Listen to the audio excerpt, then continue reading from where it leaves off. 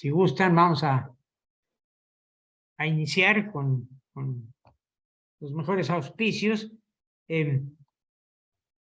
Estamos en la metrópoli número 2 del país, con más de 3 millones de habitantes, y la Academia Nacional ha promovido una serie de talleres en todos los capítulos del país con objeto de clarificar una serie de puntos acerca de la metropolización, ¿no?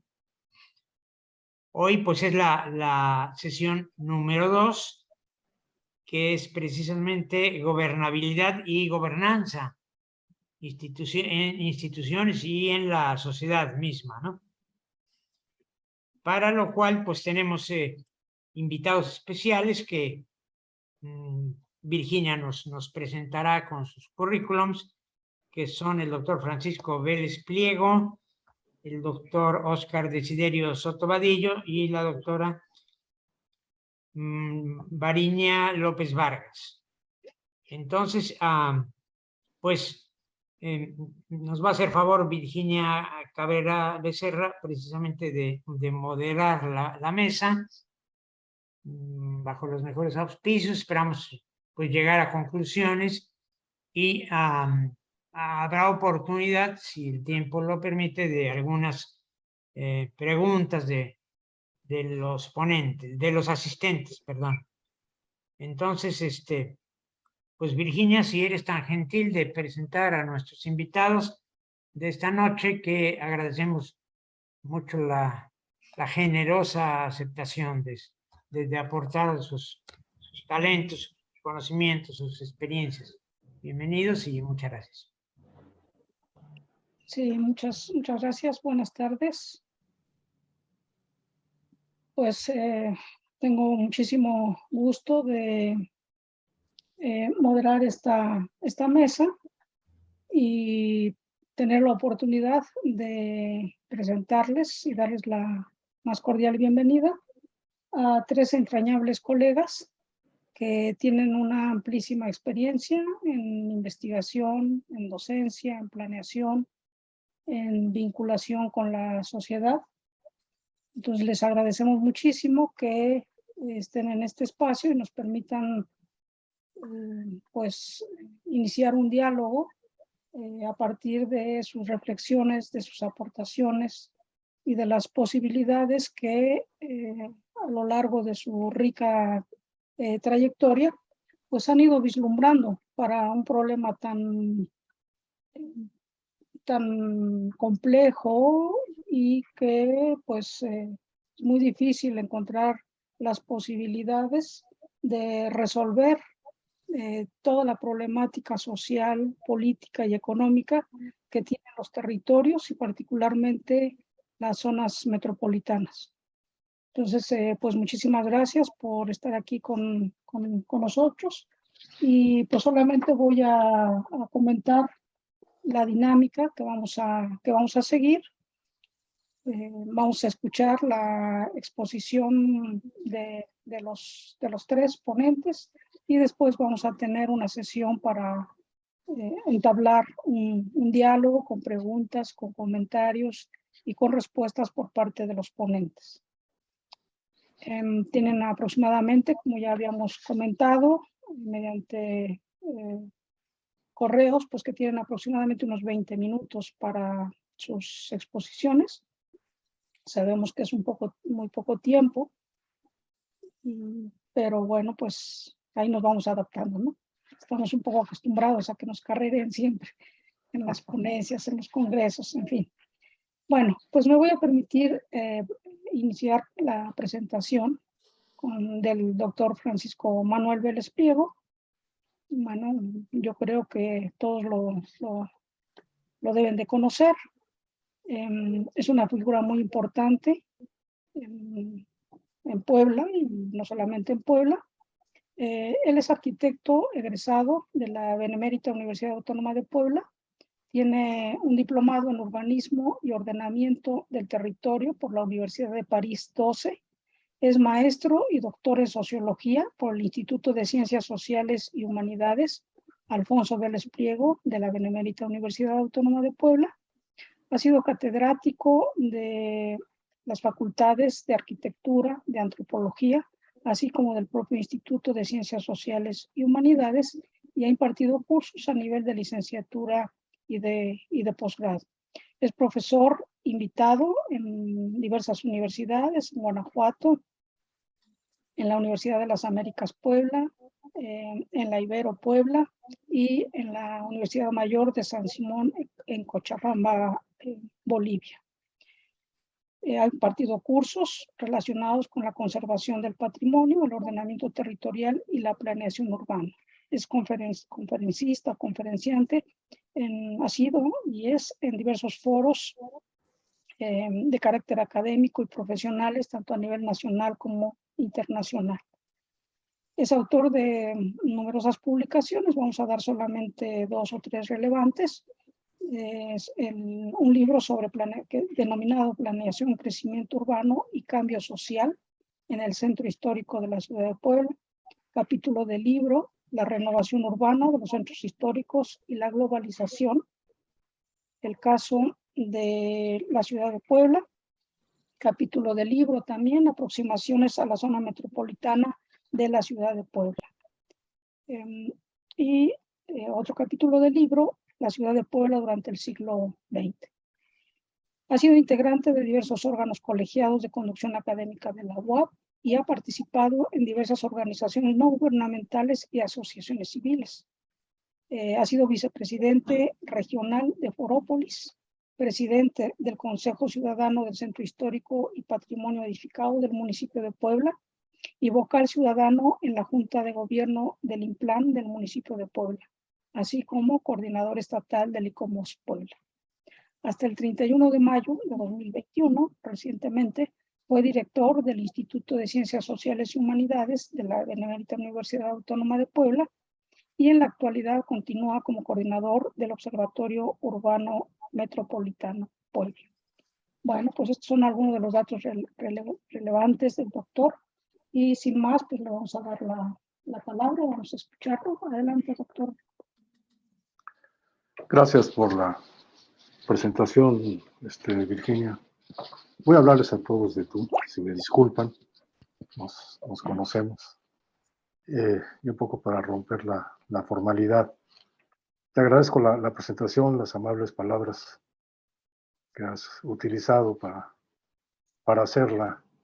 Me voy a permitir compartir pantalla para tratar de ajustarme a los tiempos. El tema es muy extenso, entonces vamos a tratar de ir muy rápido en la presentación. Tratando de destacar solamente algunos aspectos relevantes, bueno, al menos desde mi enfoque, con respecto al debate al cual hemos sido convocados. Esta es la carátula de la presentación. Agradezco, obviamente, a la Academia Nacional de Arquitectura la invitación, en particular al capítulo Puebla, a través de la doctora Virginia Cabrera, que fue quien me comunicó la decisión de la presidencia del capítulo Puebla para pues, tener la posibilidad de dirigirme a ustedes a través de esta presentación. Y sin más preámbulos, pasaremos entonces a la siguiente. Es muy difícil, muy amplio el tema. Gobernabilidad y gobernanza. Simplemente para ilustrar qué tan complejo puede llegar a ser un tema, pues hice una revisión breve de qué es lo que nos reportaba la red con respecto solamente a artículos académicos. Aquí no estoy incluyendo lo que tiene que ver con informes, lo que tiene que ver con reportes, digamos, de organismos que están en el debate desde el punto de vista de sus propias funciones, de gestión, de diseño de políticas públicas, etcétera, relacionados precisamente con el tema de la gobernabilidad y la gobernanza. Solamente en términos de artículos académicos, estamos hablando que la red reporta 276,000 documentos. Algunos textos pues, de referencia, simplemente para que podamos normar un criterio con respecto a esto. Voy a citar 3 nada más, que me hacen relevantes precisamente porque tienen que ver, digamos, con el debate de fondo, el debate desde el punto de vista conceptual.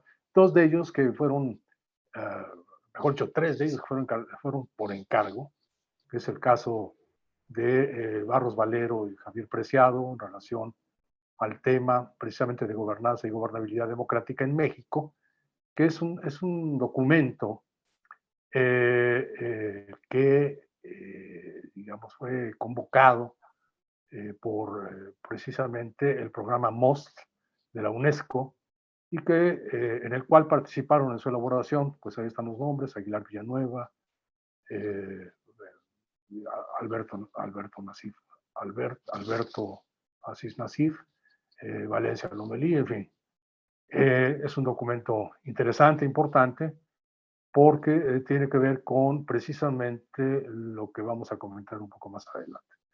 El segundo es un documento de Aguilar Villanueva sobre democracia y gobernabilidad, el que fue convocado por el INE, y en donde, pues, evidentemente, el INE, en tanto que institución relacionada con los procesos de conformación de elecciones, de conformación en los nuevos, de conformidad con el nuevo régimen político, de lo que son las instituciones de gobierno, tanto a nivel de parlamentos como a nivel de ejecutivos nacional y estatales, pues evidentemente tiene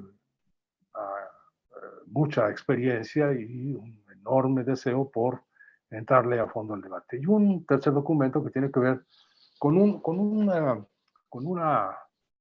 paper que no está publicado y que fue convocado por una institución de Ginebra alrededor de la discusión internacional con respecto justamente a estos dos conceptos, gobernabilidad y gobernanza, en donde hay dos autores principales, Mayorga y Córdoba, en el 2007. Bueno, yo se lo recomendaría, pueden, a través de lo que es el título de los propios documentos, pueden acceder a la red, localizarlos y bajarlos y trabajarlos. Gobernabilidad y gobernanza. Bueno, son dos términos que básicamente se han en algunos casos hecho o buscado hacer sinónimos, sobre todo en algunos informes gubernamentales o en algunos discursos políticos, pero que sin embargo desde el punto de vista conceptual no son sinónimos. Y es algo que quisiera yo remarcar.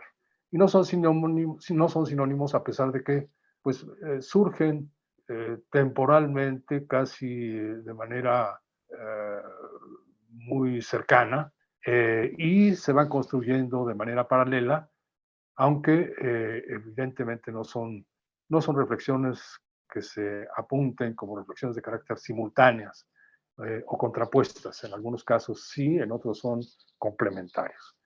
Pero ¿a qué aluden estos dos conceptos? Hay 4 temas que yo quisiera resaltar y que tienen que ver justamente con la emergencia de estos conceptos y su desarrollo. Uno es justamente el modelo de desarrollo económico cambia, y cambia en función de lo que fue la crisis del estado de bienestar como modelo de desarrollo económico, digamos que de 1980 hacia atrás, o incluso desde 1970, mediados de los 70, hacia 1940 más o menos, entre 1940 y 1970. Segundo, tiene que ver con la redefinición del Estado, es decir, una redefinición que alude a las responsabilidades y funciones del Estado, particularmente en lo que se refiere a las actividades económicas y a la provisión de bienes y servicios. Un tercer eje que está asociado a estos términos, a estos conceptos, es el asunto de la reforma de lo público, una reforma que atraviesa tanto la parte jurídica propiamente, ¿sí?, el derecho administrativo, pero también que mantiene un discurso cultural y mantiene también un conjunto de acciones de carácter político que redefinen también las formas de concebir el quehacer político, tanto por parte de los partidos como por parte de los ciudadanos y las organizaciones sociales.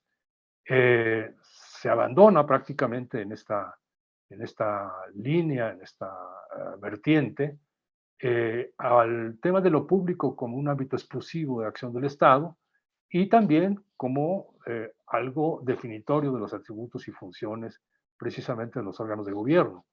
Y en el caso de los atributos, pues propiamente de lo que tendría que ver con la definición del Estado mismo. Un cuarto eje es la redefinición del régimen político, es decir, los procesos de constitución o formación de gobiernos, la representación política, los ámbitos de actuación, los actores y procesos en la toma de decisiones relacionados precisamente con la conducción, digamos, de los procesos de gobierno, de las acciones de gobierno. En este contexto, quisiera solamente destacar, como ustedes pueden observar, es un panorama muy amplio, pero algunos temas que tienen que ver con el concepto de gobernabilidad y los temas que tienen que ver con el concepto de gobernanza.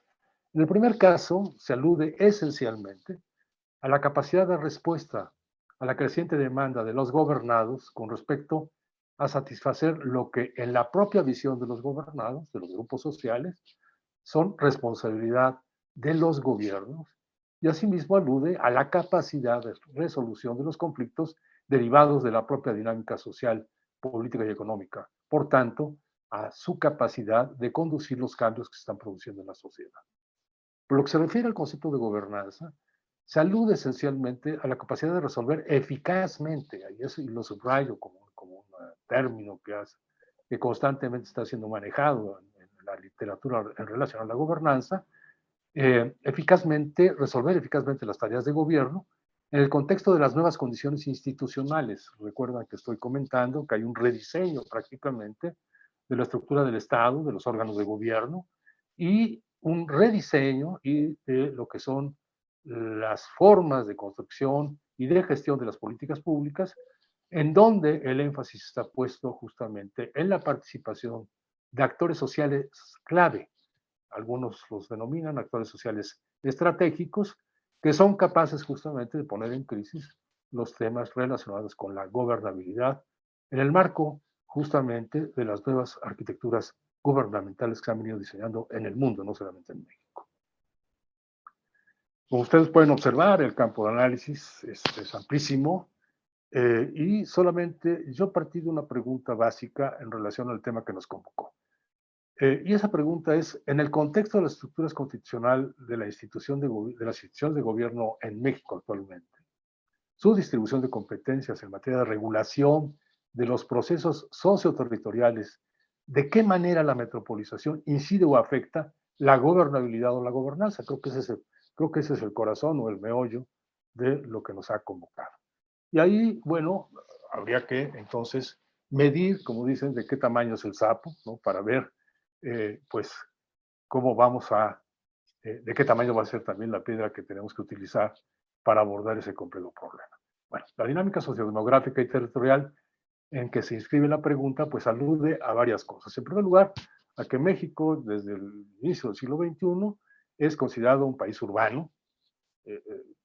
Digamos, desde entonces, las ciudades en México concentraban alrededor de las 3/4 partes de la población total.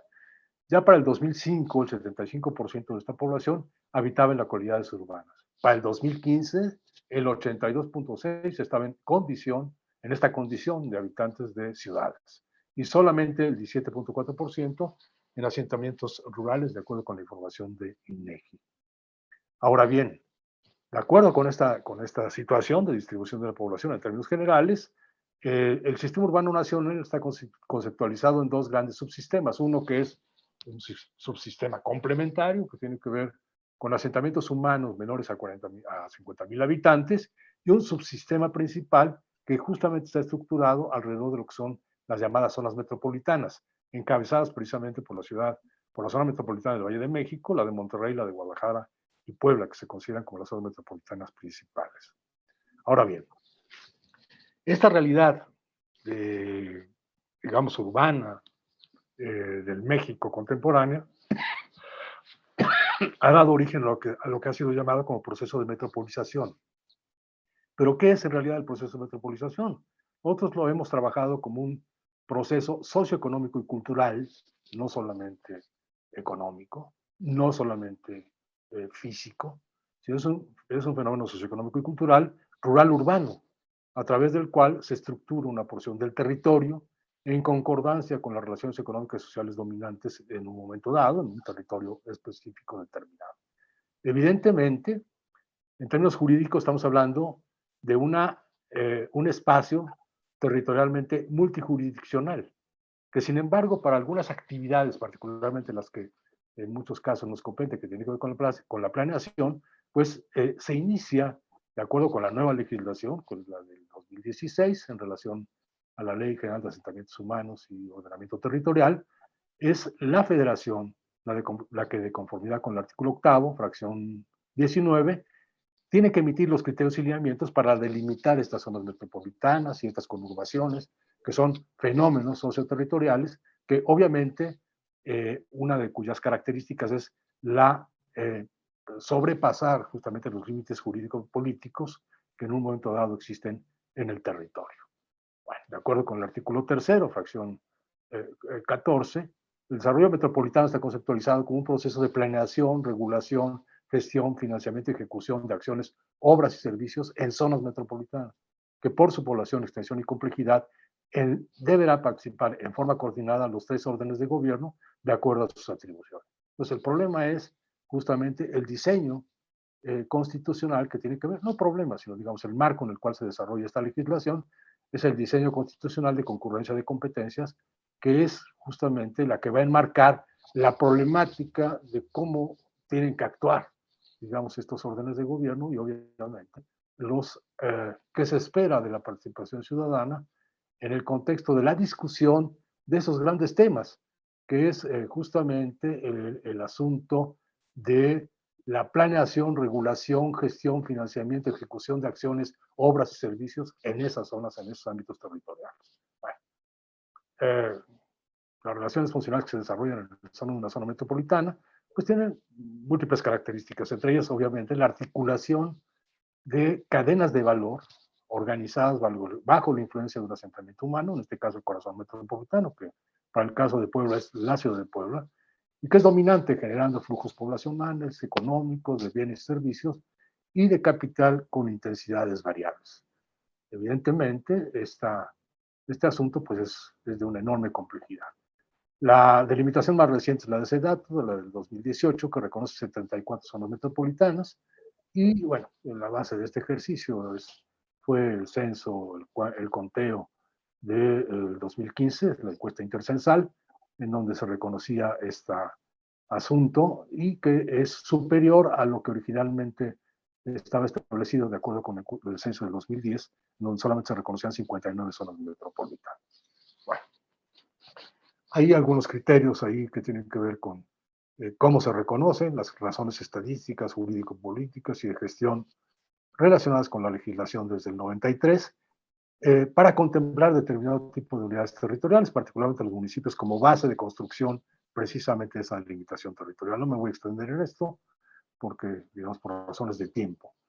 Las actualizaciones que se han hecho en relación a los escenarios, precisamente demográficos, pues nos colocan en una circunstancia particularmente importante, ¿no? Y es que la concentración de población en estas aglomeraciones, es decir, en el caso de las zonas metropolitanas, pasó de 63.8 millones a 75.1 millones de habitantes, que representan el 62.8% de la población nacional. Pero también significa que estas zonas metropolitanas concentran el 82% de la población que es considerada como población que habita justamente en zonas o en asentamientos urbanos. Las localidades rurales, en contrapartida a esta situación, pues en ellas solamente habitan 20 millones, cerca de 21 millones de personas. Bueno, se ha atribuido este modelo de concentración-dispersión. Estamos hablando de que las localidades o los asentamientos de menor rango son alrededor de 200,000 en este momento en el país, frente a esta hiperconcentración atribuida justamente a las zonas metropolitanas, donde hay la mayor concentración de población. Bueno, sin embargo, el modelo de ciudad que se ha construido alrededor justamente de las zonas metropolitanas es un modelo discontinuo, disperso, de baja densidad, con efectos sociales múltiples por lo que se refiere a la desigualdad, la segregación y la fragmentación. Autores como Iracheta, por ejemplo, plantean, antes de la reforma, planteaban que las zonas metropolitanas tienen un patrón de crecimiento sociourbano dinámico, tendiente al desorden, a la falta de sustentabilidad, presentan enormes rezagos en la dotación de servicios e infraestructura urbana básica, carecen de recursos financieros para afrontar las demandas sociales y de una institucionalidad adecuada con eficacia financiera y fiscal deficiente. Carecen de un adecuado marco legal e institucional de coordinación intergubernamental. En mi opinión, la reforma del 2016 no alcanzó a resolver plenamente estos temas. Sí estableció una serie de materias o de derechos que están contempladas precisamente en esta nueva ley, como es el derecho a la ciudad, ahí lo dejo, la equidad de la inclusión, como es el tema del derecho a la propiedad urbana, como es el tema de la coherencia y la racionalidad, como es el tema de la participación democrática y la transparencia, como es el tema de la productividad y eficiencia, como es el tema de la protección y progresividad del espacio público, como es el tema de la resiliencia, seguridad urbana y riesgos, y como es el tema de la sustentabilidad ambiental. El tema de la accesibilidad universal y la movilidad, que son, digamos, los ejes en torno a los cuales teóricamente serían los principios que deben de regular el ejercicio de la plenación. Yo quisiera concluir mi presentación destacando algunos desafíos que considero que son centrales en el contexto de estas visiones, de estos principios que están contenidos en la nueva legislación, que tiene que ver que para regular estos procesos y construir una gobernabilidad democrática, yo utilizo el término de gobernabilidad por las implicaciones conceptuales que tiene, me parece que se requiere primero diseñar un nuevo marco jurídico que unifique técnica, política y socialmente los instrumentos de ordenamiento ecológico, el ordenamiento territorial y el desarrollo urbano. Me parece que mantener ordenamiento ecológico por un lado y ordenamiento territorial por el otro es un problema básico de orden conceptual, de orden político, de orden jurídico, que nos ha impedido justamente poner orden en lo que se refiere a los procesos socioterritoriales que padecen en nuestro país. Segundo, me parece que hay que determinar en el contexto de esta nueva legislación los componentes técnicos clave que definen la regulación de las formas de expansión física de los asentamientos humanos. Me refiero al riesgo, me refiero al tema de la recarga de acuíferos, me refiero a los corredores biológicos, a las áreas naturales protegidas, en fin, a un conjunto de elementos que forman parte, digamos, teóricamente de las delimitaciones de los aprovechamientos en lo que se refiere a los espacios territoriales y que, sin embargo, pues no son respetados plenamente. Me parece que esta legislación debe determinar claramente las materias de alcance metropolitano. Es decir, de repente escuchamos a nuestros políticos hablar de lo metropolitano, referirse a ello desde una alcantarilla, desde una calle, hasta lo que son los grandes corredores, sistemas de enlace, efectivamente de carácter metropolitano. Me parece también que es necesario, en el contexto de esta nueva legislación, diseñar las estructuras institucionales para el ejercicio concurrente de facultades y obligaciones que tienen que ver con esas materias metropolitanas, cabildos, congresos, ejecutivos de los estados, etcétera, etcétera, la propia federación. Me parece que es necesario establecer las acciones técnicas y actos jurídicos a través de los cuales se producen estas determinaciones, sus procedimientos y obligatoriedad. 6, lo que es fundamental, definir las fuentes de financiamiento, los mecanismos de transferencia de recursos en el marco de la legislación en materia de federalismo hacendario para el financiamiento de los proyectos de alcance metropolitano. 7, los mecanismos de participación ciudadana en los procesos de formulación, validación, seguimiento y gestión de los instrumentos de planeación y proyectos metropolitanos. Experiencias en este último punto básicamente son las que han aportado los ejercicios de ordenamiento ecológico, no tanto los ejercicios de ordenamiento territorial. Finalmente, me parece que es necesario establecer mecanismos de compensación que incorporen herramientas financieras y hacendarias para la consecución de las acciones previstas en los instrumentos de planeación y finalmente determinar las herramientas técnicas de seguimiento con participación ciudadana a fin de evaluar sistemáticamente las características de los procesos de desarrollo urbano y las políticas públicas desarrolladas para regularlo. Y con esto concluya mi presentación. Muchas gracias por la oportunidad.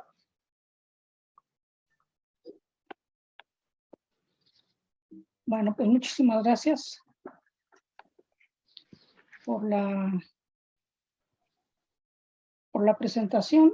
Nos da muchísima información y reflexiones que pues vamos a dejar algunas preguntas que seguramente ya nos detonó la exposición para el espacio que hemos destinado específicamente para ello, para no consumir el tiempo del siguiente ponente, pero yo tengo por ahí ya anotadas algunas cuestiones para Paco. Bueno, pues me voy a permitir entonces presentar al siguiente ponente, que es el doctor, bueno, ya lo conocen, es el doctor Óscar Desiderio Soto Vadillo. Él es médico y maestro en desarrollo rural por la Universidad Autónoma Metropolitana Xochimilco. Es doctor en Ciudad, Territorio y Patrimonio por el Instituto Universitario de Urbanística, Universidad de Valladolid, España.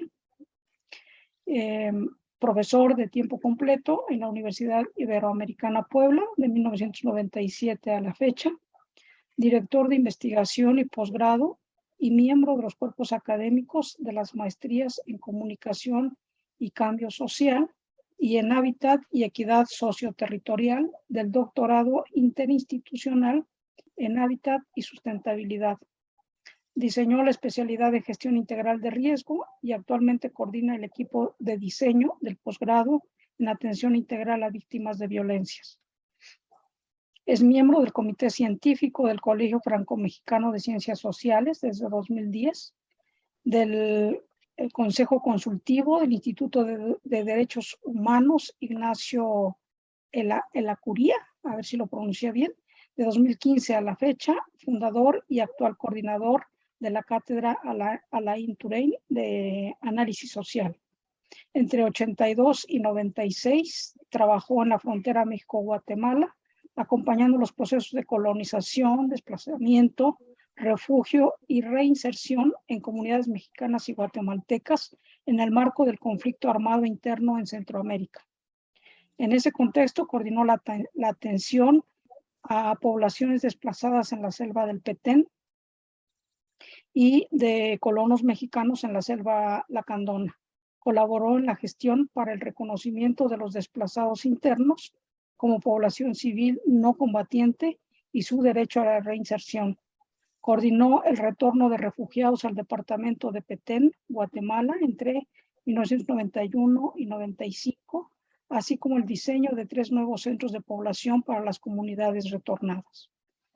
Cultiva las líneas de investigación de identidades colectivas y transformaciones socioespaciales y la producción social y gestión integral de riesgos. Está desarrollando actualmente investigaciones respecto de los barrios de la ciudad de Puebla, desposesiones y retenciones en la ciudad segregada, así como una guía metodológica para la gestión del riesgo del patrimonio en el caso de sismo en el centro histórico de Puebla. Tiene diversas publicaciones, voy a mencionar por cuestiones de tiempo, nada más unas 3. Una de ellas es la construcción histórica de la ciudad americana como sucesión, yuxtaposición de modelos urbanos socioespaciales. Otra es territorialidad y despojo.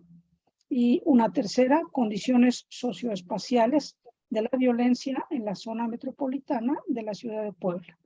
Bueno, pues estos son también algunos de los datos relevantes del doctor Óscar. Y pues le cedemos la palabra. Adelante, doctor. Muchísimas gracias.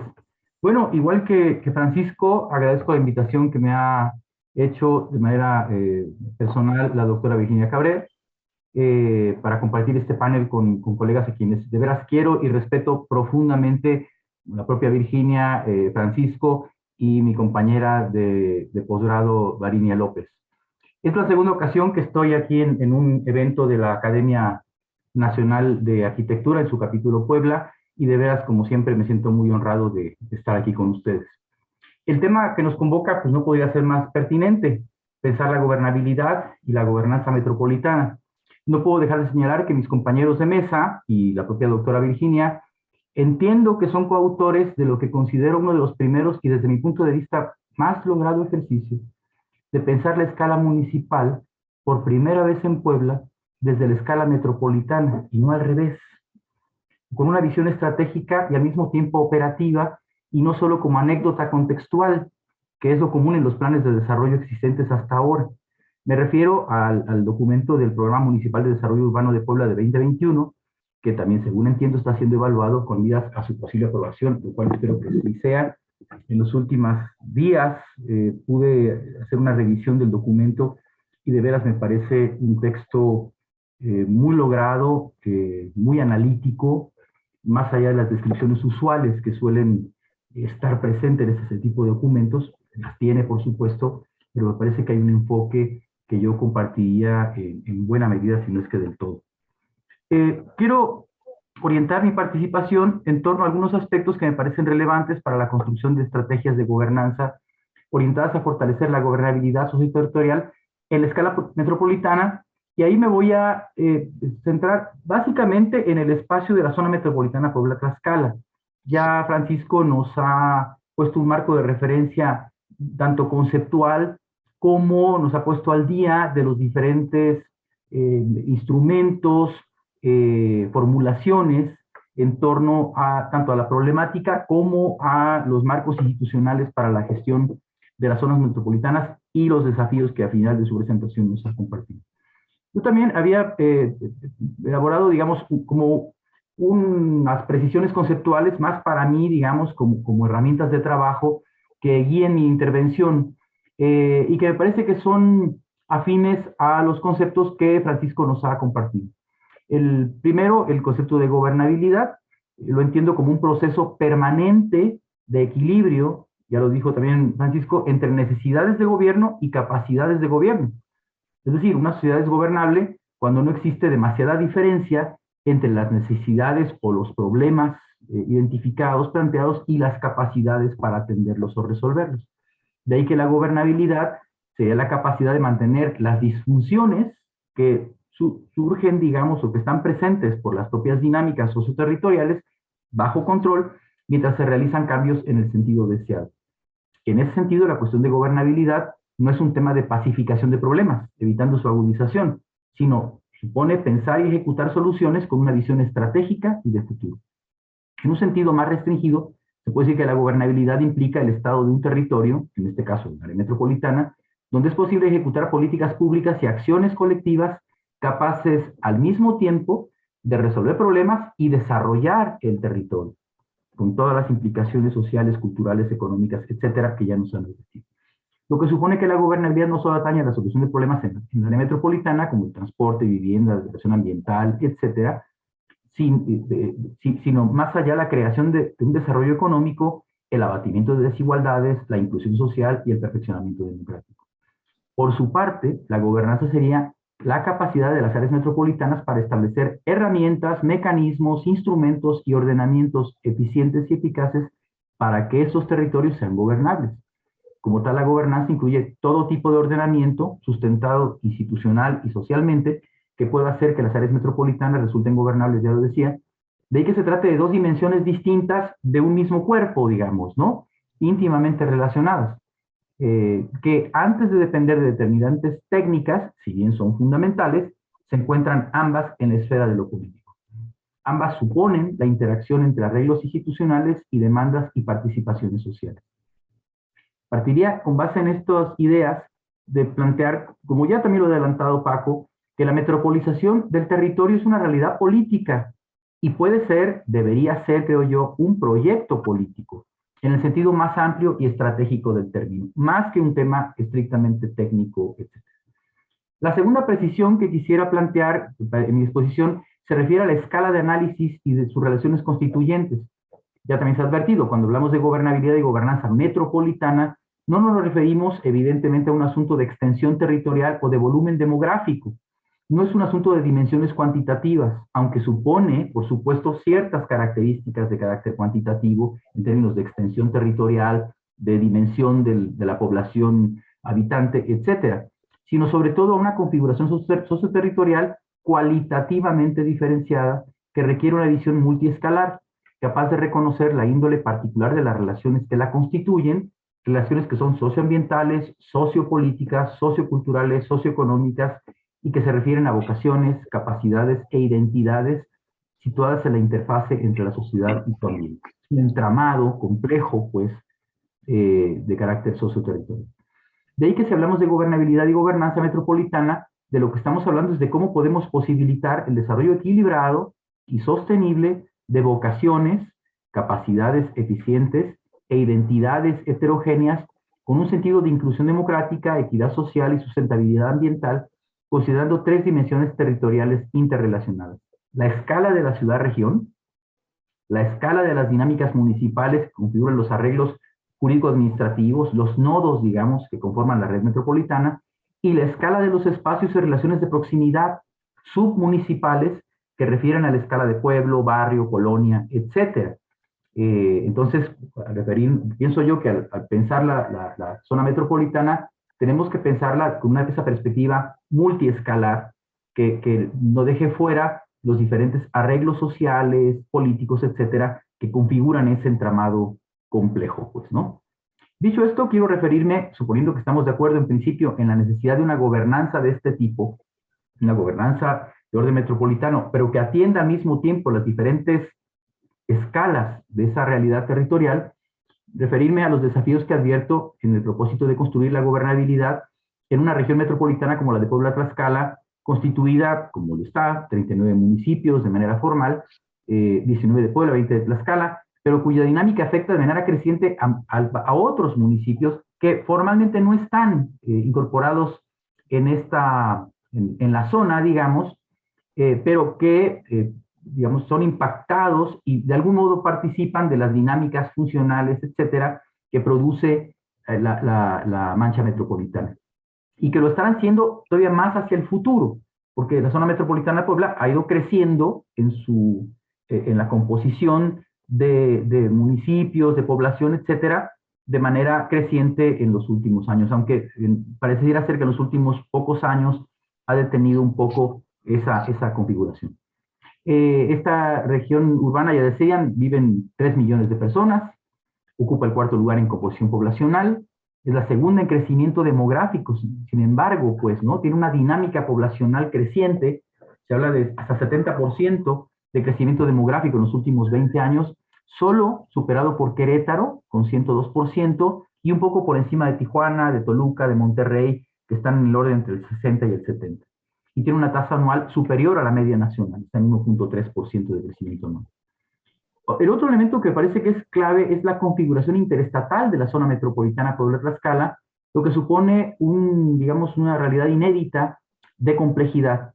La parte de Puebla prácticamente sextuplica a la población de Tlaxcala, 2.6 millones del lado poblano, 350,000 del lado, más o menos, del lado tlaxcalteca, lo que implica además ya una configuración desigual, asimétrica, que tiene una relevancia importante en el ordenamiento y en la gestión del espacio.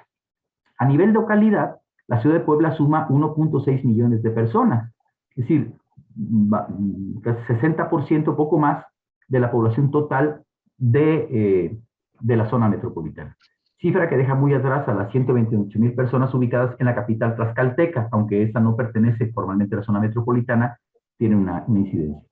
Pero estos valores quedan rebasados por el poblamiento registrado en las numerosas localidades asentadas dentro de la mancha urbana que une ambas ciudades, que están separadas por una distancia de unos 40 kilómetros, ¿no?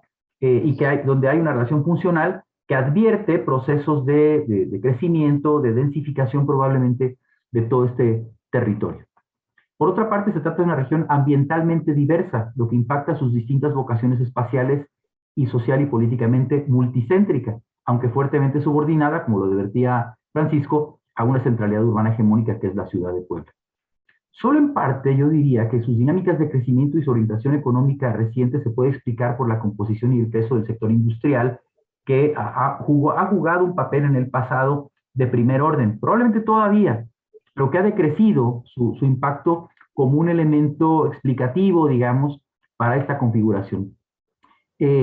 Ahí mismo también se dan graves diferencias, pues, entre Puebla y Tlaxcala en términos de la actividad industrial, que es estratégica, por supuesto, en donde observamos dinámicas de crecimiento de esta actividad distintas, mientras que recientemente, en el octubre de 2021, se había planteado que en Tlaxcala había crecido su sector industrial en 3%, en Puebla solo creció 0.3%, lo que habla de un estancamiento importante de un sector que ha sido estratégico en este sector. La tasa anual de la actividad industrial en Puebla es 9.7% menor en 2021 a la reportada en 2020. Sin duda, el impacto de la pandemia está presente en esta realidad y, sin embargo, no deja de llamarnos la atención el relativo estancamiento del sector industrial, pues, ¿no? Mientras que, evidentemente, el ámbito de los servicios ha ido convirtiendo en un sector dinamizador de primer orden, pues, ¿no? Ya entrando al tema de los desafíos, yo diría, ¿no? De algunos aspectos que me interesa destacar respecto de este problema, digamos, ¿no? De la gobernanza, diría que, primero, que no existe necesariamente, eso lo dice Christian Lefebvre en algún texto de hace algunos años, no existe necesariamente un vínculo entre el hecho de que las áreas metropolitanas se estén convirtiendo son ya lugares significativos de vida social, como productores de riqueza y receptores de múltiples y más complejos problemas sociales, por un lado, y su surgimiento como entidades eficientes para la gobernabilidad y la generación de instrumentos de gobernanza por el otro. Más allá de la denominación de la zona metropolitana y de los distintos regímenes normativos que la tienen presente, digamos, o que tratan de regular su funcionamiento, en realidad hay una distancia entre la realidad concreta de la vida, digamos, de las dinámicas sociales, económicas, ambientales, etcétera, de las zonas metropolitanas, y efectivamente el que puedan constituirse como entidades eficientes de gobernabilidad y de generación de instrumentos de gobernanza. Todavía el peso de la regulación y la gobernanza sigue estando en la escala, sí, federal, fuertemente estatal, pero sobre todo, yo diría, a partir de las mediaciones municipales que constituyen los nodos, y eso nos habla de las zonas metropolitanas y la de Puebla, que yo diría que es un caso ejemplar, de un espacio fuertemente fragmentado. Aun cuando contamos, por ejemplo, con la tecnología y nuevas herramientas, procesos de gestión para facilitar los procesos operacionales en escala metropolitana, tales herramientas no pueden por sí solas facilitar la gobernanza, ni ahora ni en el futuro. Primero, porque la tecnología separa tanto como vincula, supone brechas, genera brechas. Y segundo, porque el problema principal para la gobernabilidad desde mi punto de vista de estas áreas metropolitanas es establecerlas como una suerte de entidad política. No quiero decir con eso de un otro piso político-administrativo, ¿no? Como el Estado o el municipio, pero sí como una entidad política en la que se producen determinaciones políticas, procesos donde las herramientas tecnológicas o de gestión son relevantes, pero al final de cuentas pueden ser de algún modo secundarias.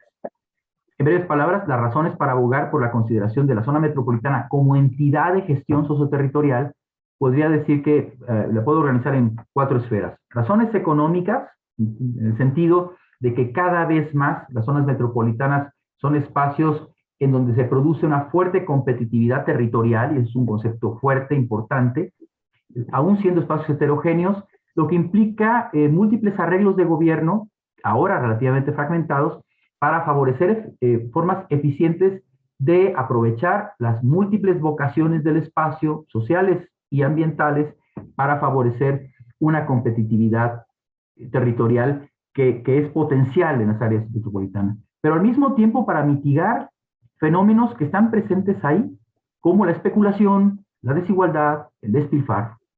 Y esos son desafíos importantes. Razones sociales, como un segundo ámbito que me parece importante problematizar, pues que hay una serie de problemas sociales que están presentes y que son propios del proceso de metropolización, cuya solución requiere ordenamientos gubernamentales.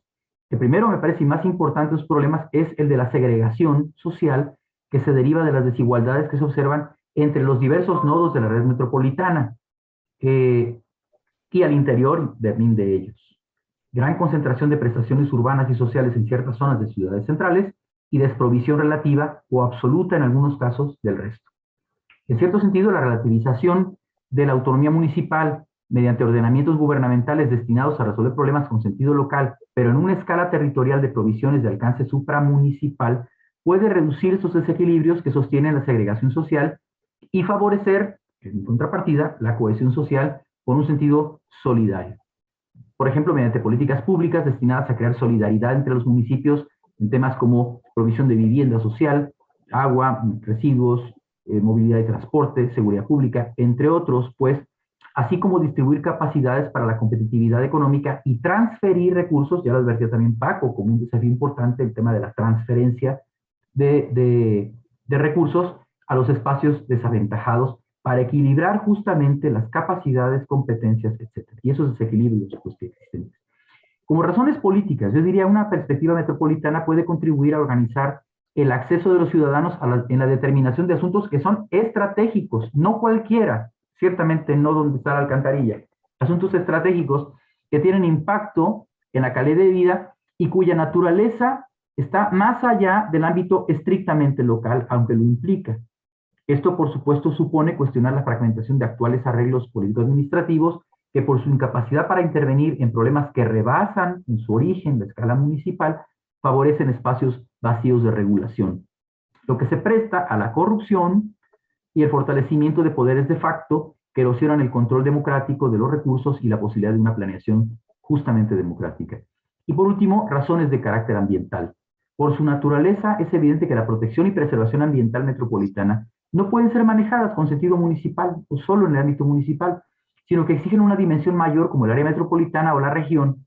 En ese sentido, asuntos cruciales, por ejemplo, como la seguridad hídrica, que en buena medida dependen de la integridad de las zonas de recarga del acuífero metropolitano, una visión de cuenca, la calidad del aire vinculada a la regulación de las emisiones industriales, que están presentes en el conjunto o en corredores importantes del espacio metropolitano, el tema de las actividades agropecuarias y el transporte, que tienen impacto en la calidad del aire, el manejo de residuos ligado a procesos de consumo y disposición de espacios e infraestructuras de transformación y reciclaje, son ámbitos problemáticos que obligan a nuevos ordenamientos supramunicipales.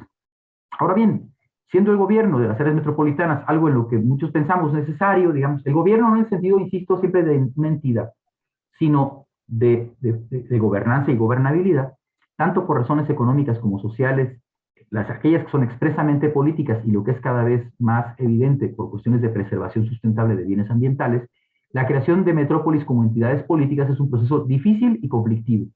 Por ello, más que nuevos pisos institucionales, la gobernanza puede orientarse con base en la generación de proyectos y acuerdos territoriales que implican la coordinación para la gestión. Eso implica un ordenamiento basado en la cooperación hasta cierto punto obligatoria entre las municipalidades del área metropolitana.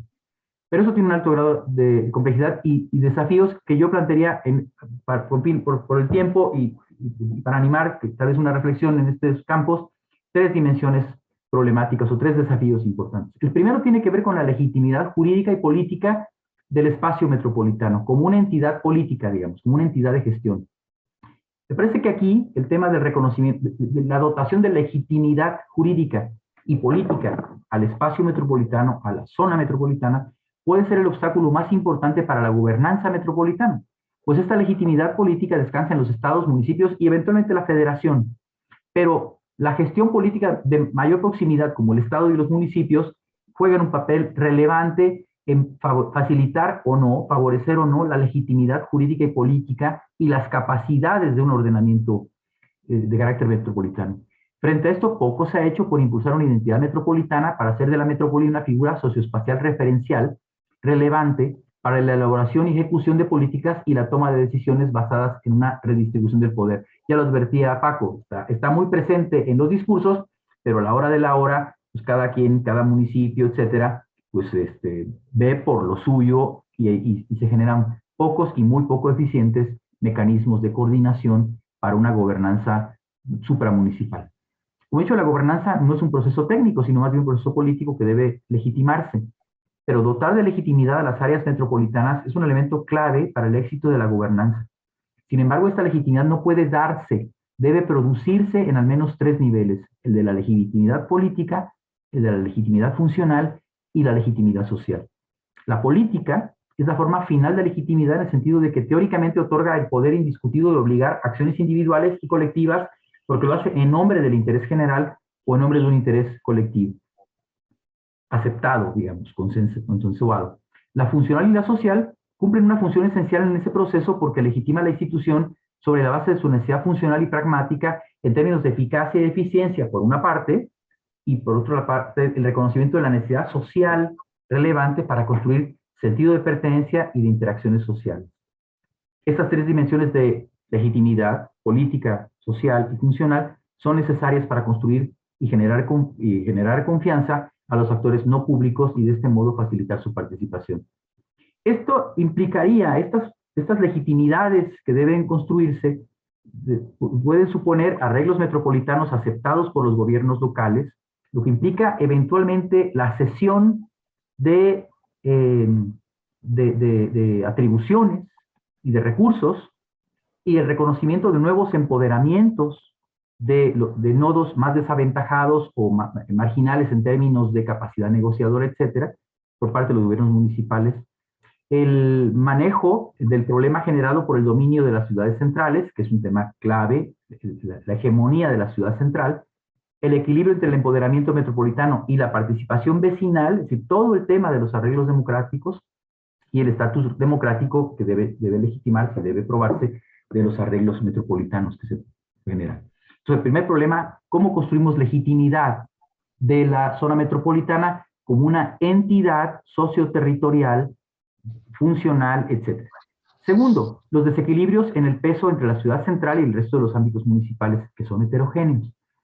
Evidentemente, la ciudad de Puebla es dominante, es hegemónica, digamos, es un dispositivo que absorbe riqueza, que produce, por supuesto, también, y además produce graves y grandes externalidades en el territorio. La reducción del peso político de la ciudad central, que es mayor si sumamos lo que ocurre en su conurbación, si pensáramos no solo Puebla, sino la conurbación, que se ha ido haciendo muy densa, a partir del reconocimiento de la importancia de una gobernanza metropolitana eficaz e incluyente, es una manera que puede ser ayudar a pensar dispositivos flexibles de hacer frente al problema de dominio de la ciudad central por cuanto centraliza la negociación política. Esta disminución del peso político de la ciudad de Puebla, asunto no menor, en aras de mitigar las asimetrías existentes, implica un proceso, ya decía, de cesiones y nuevos empoderamientos. Eso puede ser posible con distintos mecanismos. Yo aquí escribí, no voy a desarrollar más la idea, pero tal vez deberíamos recuperar, darle lugar a las municipalidades que desaparecieron para conformar a la Puebla moderna del siglo XX, Totimehuacán, la Resurrección Canoa, que podrían recuperar su estatus de municipios, no solamente por un asunto de nostalgia histórica, sino porque estas zonas que están, digamos, en la periferia de la ciudad central, del núcleo más consolidado, y donde podemos observar a esta Puebla rural, etcétera, implica reconocer una serie de vocaciones específicas y estratégicas de carácter ambiental y productivo. Supone reconocer que ahí existen recursos muy importantes, estratégicos, decía, como el suelo, como bosque, como agua, que son cruciales para la sustentabilidad metropolitana, y existen condiciones probablemente para el impulso de actividades productivas que también tienen valor estratégico, como la producción de alimentos. Por supuesto, solo señalo estos, aunque hay todo un conjunto de municipios que podrían compartir este tipo de características. Pero aquí me refiero solamente al tema de matizar, digamos, el peso político y específico que tiene la ciudad central para equilibrar los procesos territoriales de escala metropolitana. Y finalmente, el equilibrio entre determinaciones y regulaciones políticas institucionales y los emprendimientos privados o sociales. Me parece que es urgente equilibrar mediante regulaciones supramunicipales el poder político, a veces inoperante, a veces distante de las demandas de las organizaciones y distante también de las propuestas ciudadanas, el poder de los agentes económicos, en particular el capital inmobiliario, el de las corporaciones industriales y las de transporte, por ejemplo, que son ámbitos corporativos, actores fundamentales, dotados de poder, que tienen que ver con el gobierno de la zona metropolitana, pero que tendrían que ser fuertemente regulados. Y por otro lado, fortalecer el poder de los propios ciudadanos, que se ve sobre todo en las acciones de proximidad en los espacios locales. Se requieren, creo yo, ordenamientos normativos y la descentralización de competencias, capacidades y recursos a formas asociativas de proximidad, de carácter vecinal, que dote a los ciudadanos de poder para determinar asuntos que les incumben, con el propósito de equilibrar, mediante mecanismos de democracia representativa, pero sobre todo participativa, el empoderamiento metropolitano y aún el municipal, con un poder consultor otorgado a los habitantes para asuntos locales estratégicos de índole local. pero que proceden de ordenamientos o de arreglos metropolitanos. La producción de vivienda, el uso de suelo, entre diferentes cuestiones. Hay temas, claves que me inquieta lo que ocurre, por ejemplo, ahora en la zona de los barrios históricos de la ciudad y la amenaza de gentrificación, que responde que no es un asunto solo que esté en la escala de la ciudad de Puebla, sino que es un asunto que estamos observando en el conjunto metropolitano. Y para terminar, algunas ideas finales. He mencionado asuntos, algunos de orden estructural, que quisiera nada más precisar un poquito, como desafíos que me parecen que están en primer orden, siempre en el marco de lo que ya Francisco nos ha compartido, pues, ¿no? Que es mucho más amplio, pero cuestiones que me parece que deberíamos discutir como problemas específicos de alcance metropolitano en los que la gobernanza de este orden resulta fundamental, me parece a mí. El tema de la seguridad hídrica. La gestión del agua, la regulación de su distribución equitativa, anteponiendo el derecho de las personas por encima de la demanda de la industria, la salvaguarda de la masa forestal, sobre todo en áreas de recarga como la Malinche o la Sierra Nevada, puede ser posible con una institución o un arreglo de alcance metropolitano, pero eso supone la cesión de ámbitos de control.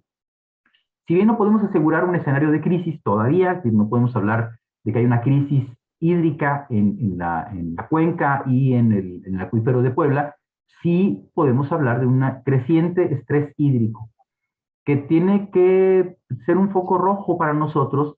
El ejemplo que está ocurriendo en la zona metropolitana de Monterrey debe llamarnos a la acción, avanzando en arreglos institucionales y sociales lo más pronto posible.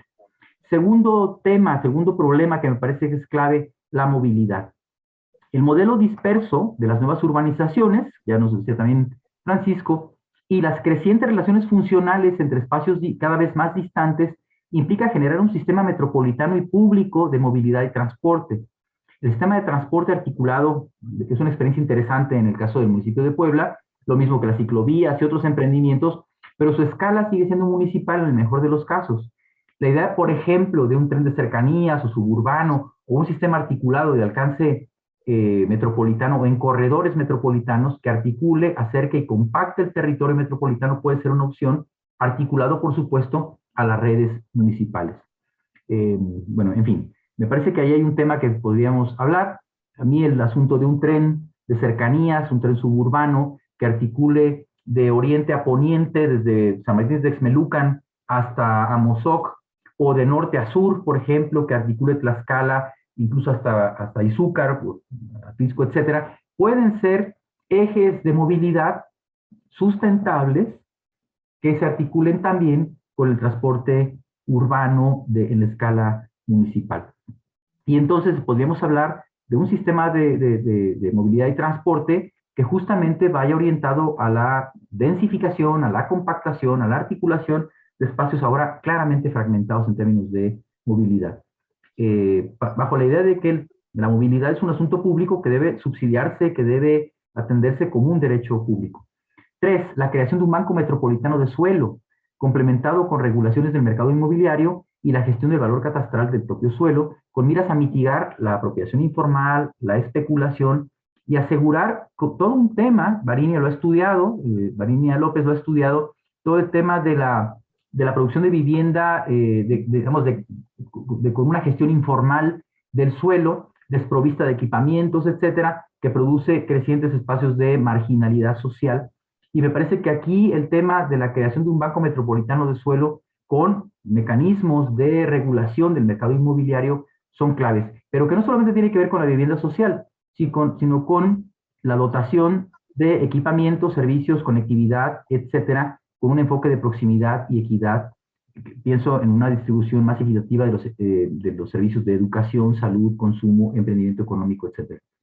Un sistema metropolitano de seguridad ciudadana, sustentado en la integración vecinal y de los cuerpos de seguridad municipales y estatales, más allá de que existe de algún modo un mecanismo ahí, no es funcional y que hay que trabajar en ello. Un sistema metropolitano de producción de alimentos, mediante la salvaguarda del suelo productivo, que hoy sufre una creciente presión por el mercado inmobiliario, y un plan público de financiamiento y asesoría para asegurar hasta donde sea posible la seguridad alimentaria, asegurando la protección de las áreas con vocación agrícola y, por supuesto, con una perspectiva de sustentabilidad.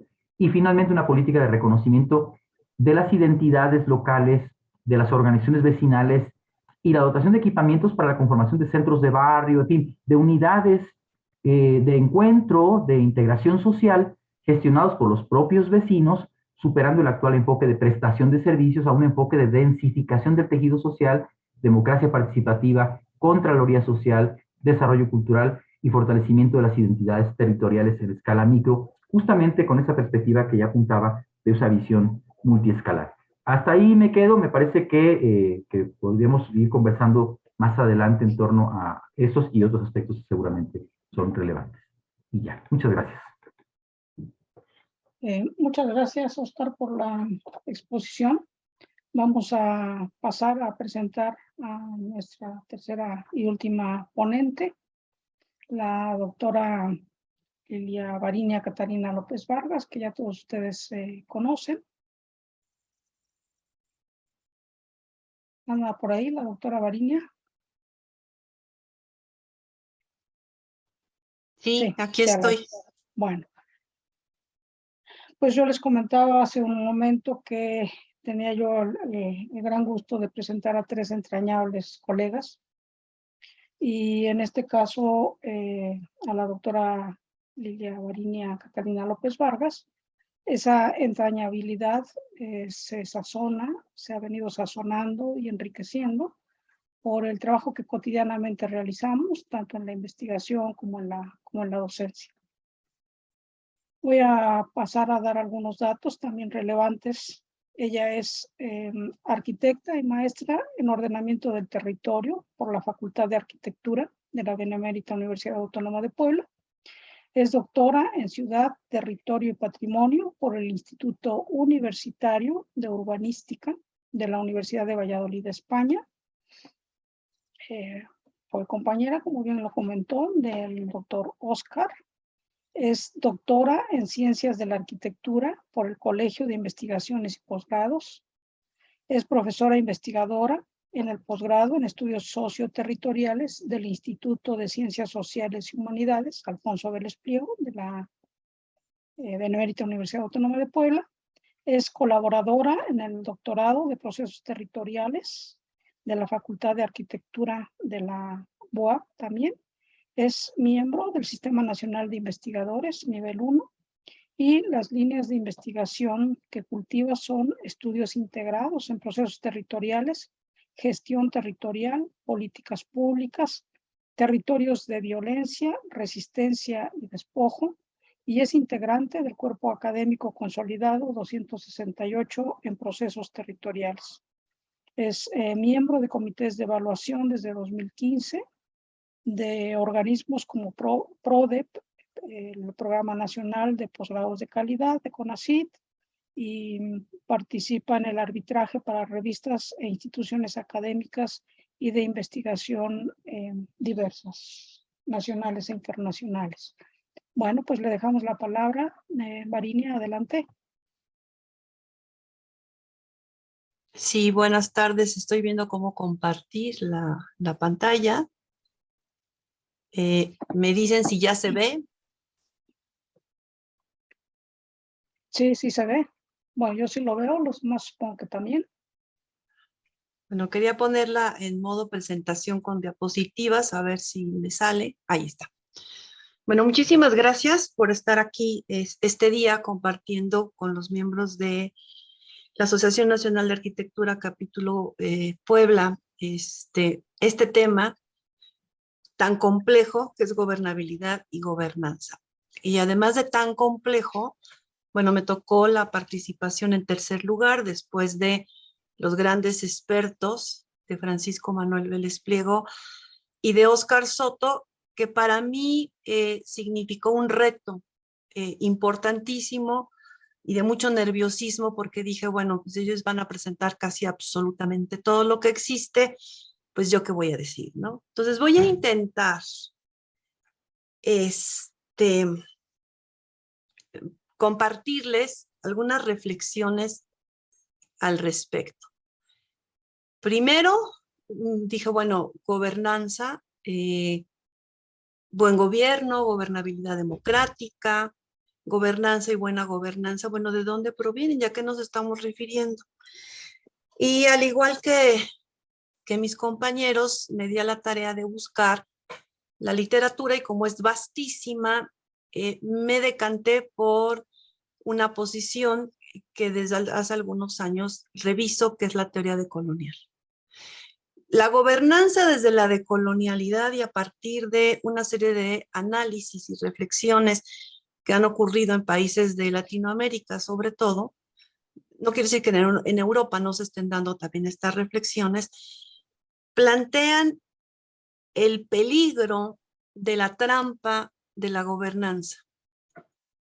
¿Y por qué lo plantean? Bueno, sus bases, estos autores, lo marcan en la década de los años 70, cuando va a entrar el neoliberalismo, y los centros de pensamiento neoliberal justamente en la tarea de deslegitimar los discursos colectivos y alentar el individualismo, y cuantificar y argumentar de la manera que fuera el agotamiento del estado de bienestar, empezaron a explicar el deterioro socioambiental que ya se vivía sin exponer las causas estructurales y culparon al Estado y al fuerte intervencionismo del Estado y al exceso de participación del Estado en el territorio de los problemas que existen o que existían en ese momento.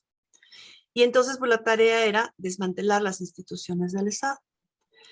Y entonces dejaron de lado una discusión importantísima que tiene que ver con sobre la legitimidad de la democracia, o sea, ¿cuál democracia? E invisibilizaron la cuestión del poder y de los intereses sobre el territorio en los discursos que se manejaban como formas de políticas públicas en la planeación. Y entonces hay una fuerte tendencia a la utilización de una democracia delegativa, una democracia autoritaria, así la llaman desde el pensamiento decolonial, porque tiene que ver con una participación acotada, una participación simulada y donde queda justamente ausente una democracia participativa diferente, una democracia coparticipativa o una democracia comunitaria o una democracia hacia la cogestión, que tiene que ver con dónde están o quiénes son todos los actores y los sujetos y cuáles son las interactuaciones complejas que se dan en el territorio, porque hay una tendencia a la invisibilización de muchas situaciones y circunstancias. En México, bueno, México al pertenecer a la ONU y a la UNESCO y todos estos organismos internacionales, se ha sumado a una serie de iniciativas, de programas, de agendas, en donde se plantea constantemente una modificación, una implementación de algunas situaciones que se supone nos llevarían a tener ciudades sostenibles. Término que ya bastante desgastado porque realmente no se logra lo que supuestamente tendría que ser la sustentabilidad o sostenibilidad. De la misma manera, participamos en todos los días mundiales de un montón de cosas con la idea de, tal vez, de generar conciencia sobre algunos temas, pero no hay una base ontológica, epistemológica, generalizada, que pudiera permitir que esto se pudiera generar, porque hay una serie de intereses que están ahí. Hemos firmado una serie de declaraciones internacionales que tienen que ver con el territorio, que tienen que ver con los recursos, que tienen que ver con la violencia, con la no violencia, perdón, que tienen que ver con cultura de paz, que tienen que ver con la erradicación del hambre y la malnutrición, discriminación contra la mujer, respeto mutuo, comprensión entre los pueblos, la raza y prejuicios sociales, códigos de conducta, declaración de los derechos de los pueblos, nuevamente, protección de todas las personas contra las desapariciones forzadas, y la lista es enorme. Así también se han generado instrumentos como el Índice de Prosperidad Urbana, que está manejado por la UNESCO o por ONU Habitat, y donde en el punto número 6 aparece el de gobernanza y legislación. Y entonces, los demás, ahorita no me voy a detener en ellos, ya los hemos revisado como parte del cuerpo académico, y resulta que son indicadores que realmente no dan cuenta de cuál es la realidad que está teniendo una sociedad o una zona una ciudad o una zona metropolitana y parte de la zona megalopolitana, como es donde nosotros estamos ahorita, que estamos ahorita revisando. Y los términos que aparecen en la parte de la dimensión de la gobernanza y la legislación urbana se centran en participación y rendición de cuentas, capacidad institucional y finanzas municipales y gobernanza. No termino de ver cuál es porque está aquí la parte de la... Los estoy viendo a ustedes. Entonces aquí aparecen los indicadores, quien pueda tener la oportunidad de revisarlos, como ya lo hemos hecho nosotros, bueno, pues acabamos viendo que realmente no, son indicadores que no, vuelvo a repetir, no reflejan la realidad. Por ejemplo, en cuanto a seguridad y protección, solamente miden tasa de homicidios. En espacio público, solamente áreas verdes per cápita, accesibilidad al espacio público abierto. En equidad económica, una cuestión que tiene que ver con pobreza, en inclusión de género. En la inclusión de género, este dato nos llama mucho la atención, es la inscripción equitativa en educación de nivel secundario de niñas y niños. Y ahí, con eso, se obtienen, digamos, altos indicadores y pues acabamos teniendo ciudades muy prósperas o que pasan la media de la prosperidad. Y aquí viene la parte de la gobernanza y la legislación urbana.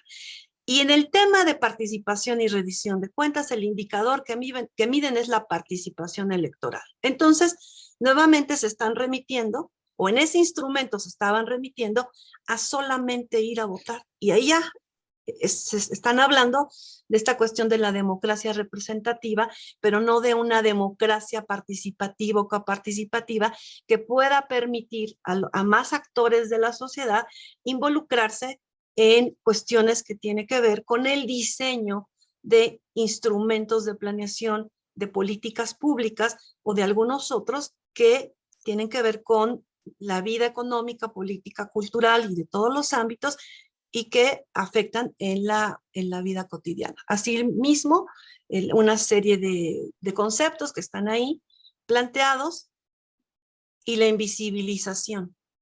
O sea, tal ha sido la invisibilización y las miradas hacia el territorio y la forma de ocupar y de usar el territorio de unos sobre otros, donde se invisibilizan a los que viven y saben y están en el territorio, que ha habido un despojo de propiedades, uso, suelo, tierra, recursos naturales, convirtiendo territorios de violencia y donde tendríamos que preguntarnos hasta dónde los instrumentos de planeación legitiman el despojo. Porque en muchas de las zonas donde se está haciendo la planeación, primero se modifican algunas legislaciones que tienen que ver con ciertos territorios para entonces aplicar políticas públicas basadas en esas legislaciones. Uno de los casos pues, es el tema de Audi. Uno de ellos nada más. Se invisibilizan movimientos sociales diversos y entonces surgen una serie de conflictos y de grupos que no están legalmente constituidos. ¿Y por qué digo legalmente constituidos? Y ahí la voy a dejar más abajo, voy a decir por qué estoy haciendo énfasis en que estos grupos organizados no están legalmente constituidos, lo cual les quita el derecho desde la ley a participar, entonces están invisibilizados. Bueno, ya lo dije, ¿no? Entonces, hay defensa constante de los territorios, defensa del agua y defensa de la vida. Y la defensa de la vida no solamente tiene que ver con esto que está pasando en la zona metropolitana. Aquí tenemos un mapa de feminicidios en Puebla y en el área de influencia del 2015 al 2019, que es de una estudiante del Instituto de Ciencias Sociales y Humanidades, donde aparecen los nombres de las mujeres que han sufrido este tipo de violencia. El propio gobierno del Estado, en el Poder Ejecutivo, el 24 de marzo del 2021, refrendó este decreto en donde dice, se ha actualizado la hipótesis normativa para concluir que concurren en el municipio de Puebla circunstancias de alteración grave del orden público por lo que los cuerpos de seguridad pública del honorable ayuntamiento, y bueno, van a hacer ahí una serie de cuestiones. Entonces, además, desde hace muchos años, el corredor Puebla-Tlaxcala es un foco rojo en trata de personas, y la trata de personas está liada a otro tipo de actividades no lícitas en el territorio y que también configuran, modifican y trastocan los medios, el medio ambiente natural, los ecosistemas, la base social, y entonces el fenómeno es bastante complejo, porque no solamente es lo que se ve a simple vista, también es lo que no se ve a simple vista. Como lo señala Boaventura de Sousa en su más reciente texto, La cruel pedagogía del virus, bueno, también vivimos en una circunstancia que tiene que ver con el coronavirus, con una pandemia a nivel mundial que nos revivió aspectos que tienen que ver con la habitabilidad y confort, la necesidad del espacio público, la necesidad de los espacios reverdizados, la necesidad de las áreas verdes, las necesidades del sistema de salud equitativos y una serie de factores, la necesidad del agua y una serie de cuestiones que están ahí y que además aumentaron las vulnerabilidades de los que ya de por sí eran vulnerables y también de los que no eran vulnerables a todas estas condiciones que se están dando en el territorio. Y entonces en la literatura aparece gobernanza del agua, gobernanza comunitaria, gobernanza socioambiental, metropolitana, del suelo, megalopolitana, y algo que yo he ido acuñando y le voy poniendo a las diapositivas los nuevos términos que aparecen. Primero sustentabilidad, luego competitividad, resiliencia, prosperidad, ciudad incluyente, ciudad segura, que son términos que son acuñados desde los organismos internacionales, donde México está muy comprometido a afirmar y asegurar que sí se va a lograr. Sin embargo, aquí hay una cuestión de fondo que es fundamental, que tiene que ver con el propio desarrollo de la ciencia, que tiene que ver con la fragmentación de las realidades, que tiene que ver con una serie de circunstancias de carácter ontológico y epistemológico, en donde los fenómenos de la realidad se ven de manera aislada, no se ven de manera compleja, y entonces las soluciones, bueno, primero las causas no se miran en toda su complejidad, no se miran en estas interactuaciones, y entonces las soluciones tampoco son las mismas. Pero bueno, a veces no es que no se sepa y no se vea esta complejidad, sino que en el territorio hay intereses, en el territorio hay intencionalidades. El territorio se usa de determinada manera, como ya lo dije, y muchas veces tiene que ver con con verlo no como un producto y productor de múltiples articulaciones, de gran heterogeneidad, como ya lo dijeron, donde hay diferencias demográficas, paisajísticas, geográficas, socioculturales, identitarias, de formas de vida y todas las que ya han mencionado, sino que depende de la mirada que se tiene sobre el territorio. Si es una mirada netamente económica, si es un motín político, si es alguna circunstancia. Y aquí con un comentario que hizo Oscar Soto sobre el instrumento en el que participamos y revisó, es una cuestión de mirada, el que no se haya aprobado. Ahora lo que dicen las autoridades es que el instrumento que se realizó es un instrumento que no corresponde a la visión de la actual administración. ¿Eso qué quiere decir? Que entonces se están viendo las administraciones, perdón, se está viendo el territorio y se van a aprobar leyes, habría que ver qué es lo que pasa, desde la visión de cada quien. Y entonces, cada 3 años hay una nueva visión del territorio, o cada tantos hay una visión del territorio estatal, o cada cuantos del territorio federal y cómo impacta, y si impacta y no impacta, o es controversial, o es contradictorio a las visiones que se tienen desde lo local, o son visiones todas contrapuestas, y que entonces no acaban de amarrar en una visión que tuviera que ser con un territorio en donde es la base de las actividades humanas y que además nos lo estamos deteriorando. Entonces parece que esa parte como que no importa. Otro tema que tiene que ver con lo que Oscar Soto estaba mencionando es la cuestión inmobiliaria. En el análisis que hicimos, tan solo en el municipio de Puebla hay 60,000 viviendas abandonadas y quieren seguir construyendo. Si sumamos San Pedro y San Andrés, pues dan 80,000, y si sumamos las de la zona metropolitana, pues el mundo es gigante. Y ahí hay dinámicas que no se quieren reconocer en el territorio por esta visión económica que se tiene sobre el territorio, sobre esta visión o no visión que se tiene de los ecosistemas, no como ecosistemas regionales importantes, sino como espacios de territorio ahí que tienen algún tipo de vegetación, sin entender las propias dinámicas de las propias vegetaciones y de las interactuaciones de todos los territorios. Y me estoy refiriendo en específico al conjunto y al ecosistema formado por microecosistemas que forman regionalmente la Malinche, la Calera, el humedal de Valsequillo y el Tenzón.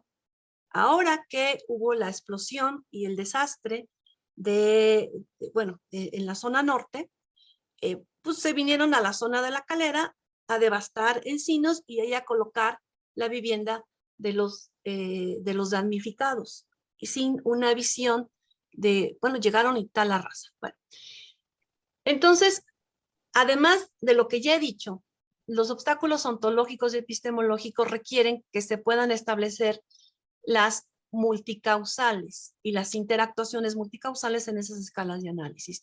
Develar los intereses sobre el territorio, que tiene que ver justamente con la intencionalidad, las lógicas de operar extractivistas contra o versus las comunitarias de conservación y regeneración de los recursos, visibilizar a los actores y sujetos que viven, disfrutan y padecen en el territorio, y una inclusión de los actores sociales y de los saberes.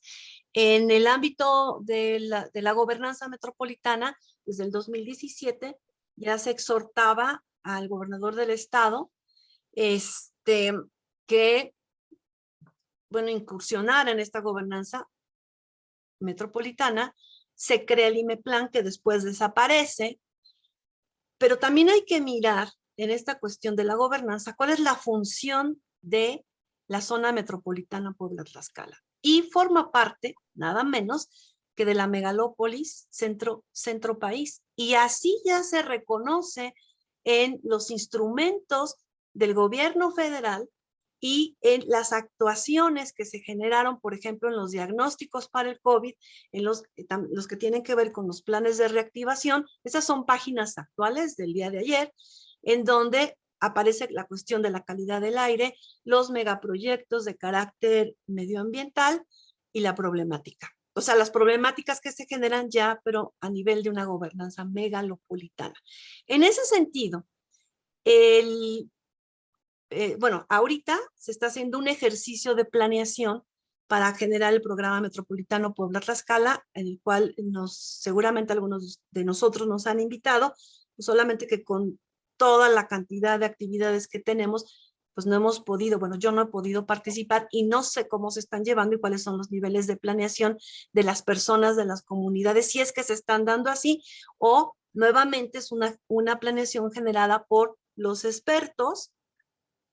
O sea, sí hay expertos, pero también habría que ver la visión de esos expertos. Entonces, aquí no puedo decir nada.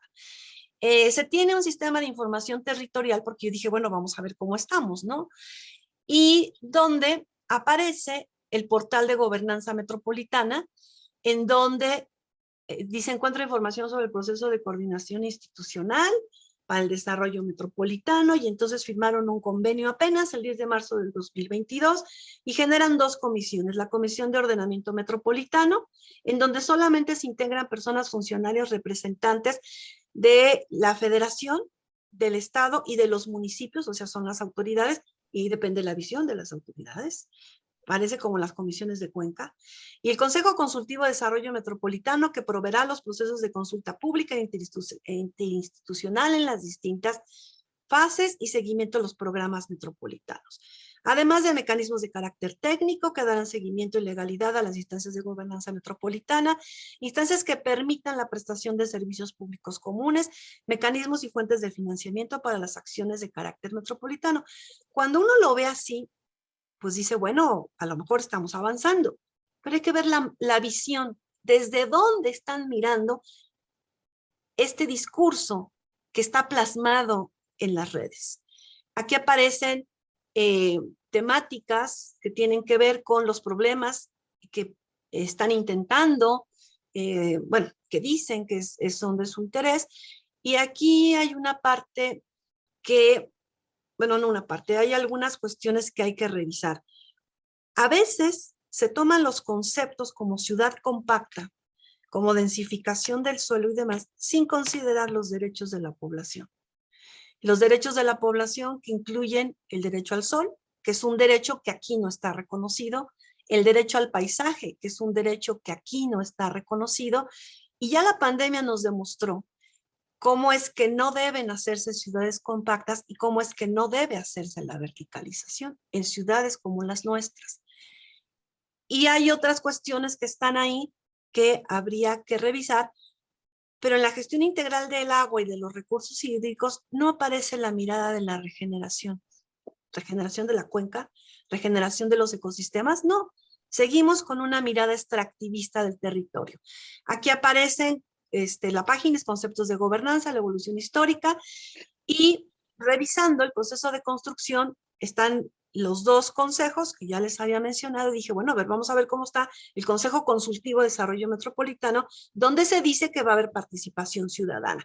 Aquí aparecen quiénes son las instancias de gobernanza metropolitana, que son expertos en la materia, instituciones académicas, colegios de profesionistas, agrupaciones sociales legalmente constituidas. Entonces, la pregunta que yo tengo es, ¿los ciudadanos son expertos en la materia? ¿Quienes viven en los territorios son expertos en la materia? Yo digo que sí, pero ¿los van a considerar así? ¿O cómo le van a hacer? Entonces, aunque ya hay a nivel federal instrumentos de participación ciudadana, hay un cuaderno de gobernanza metropolitana, hay una legislación que está planteando que los ordenamientos tienen que estar unidos a una serie de factores que están ahí, que se debe de quitar el carácter unilateral o unidisciplinar de los elementos y que se tiene que poner en el centro a la persona. Ah, pero entonces, ¿cómo están considerando a la persona o a las personas? Y ahí es un problema fundamental. Entonces, avancé un poco y dije, bueno, vamos a ver cómo está el asunto. Esta es la convocatoria. La de Puebla ya está conformada, no sé quién la conforma, ya no me dio tiempo de revisar quiénes son los que están en esa comisión.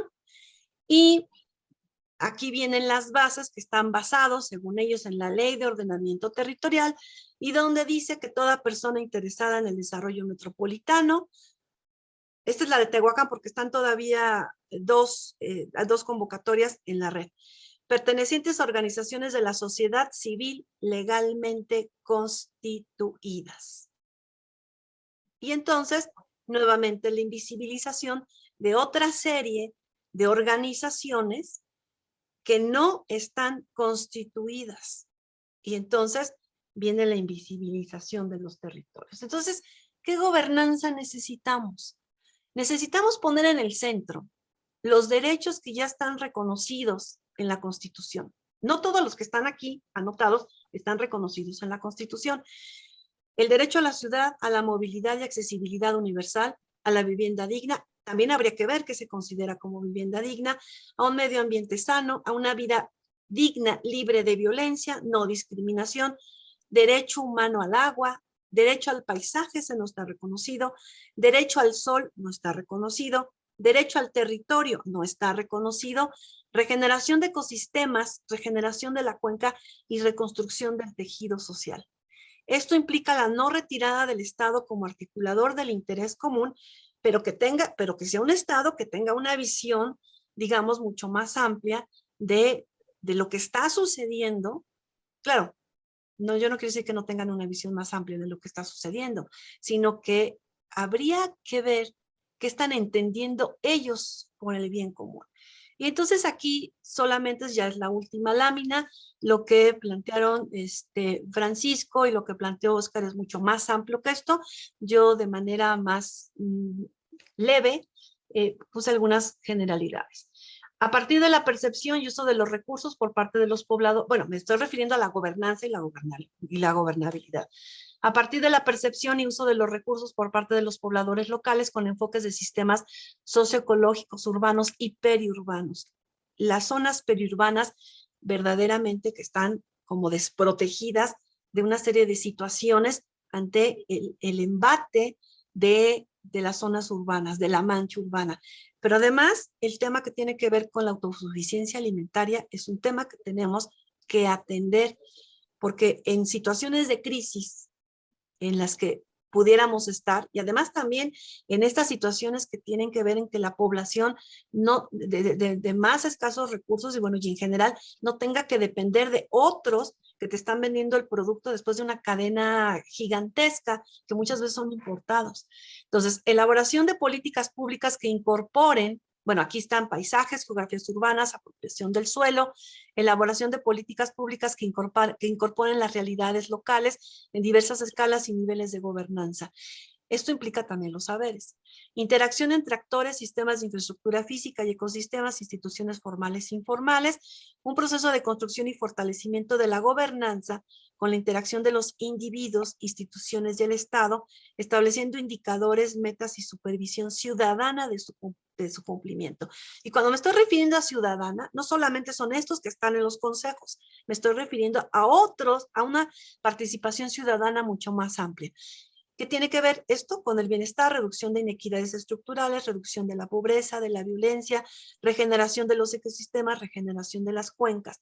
Las estructuras de gobernanza que se requieren son formas coparticipativas y de cogestión con la creación de instituciones y normas para la cultura de la gobernanza, que incluyan el conocimiento y los saberes locales en cuidados y regeneración de ecosistemas, procesos de coproducción, mediación, traducción y negociación que permitan facilitar la toma de decisiones, implementar procesos de democratización político-espacial con la participación activa de quienes habitan y manejan los recursos naturales dentro de los paisajes rurales agrícolas, dejar de considerar al territorio desde la lógica extractivista como botín político o económico, acabar con la impunidad, acabar con la cultura de la corrupción. Algo que no puse es considerar el territorio como patrimonio de uso y de bien común, fomentar el respeto, la tolerancia, la pluralidad, la cultura de paz, el sentido de comunidad y la solidaridad. Eso es todo lo que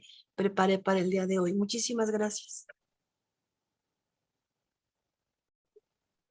Gracias, Marinia. Bueno, andamos creo que un poquito colgados de tiempo, pero vamos a dar paso directamente a las preguntas, comentarios que tengan los que nos están acompañando. ¿Alguien quiere intervenir?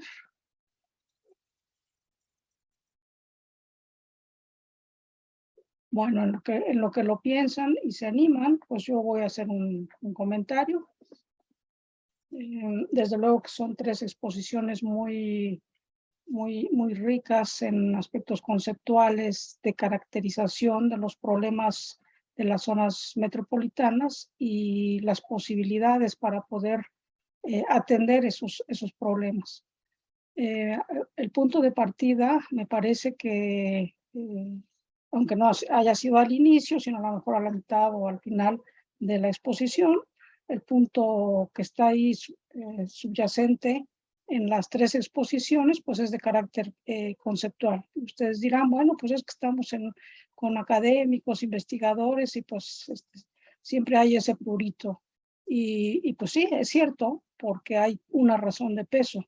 Y esa razón de peso, pues es que a partir de cómo estemos conceptualizando el territorio, la gobernanza, etcétera, es como vamos a entenderlo y a tratar de generar propuestas para resolverlo.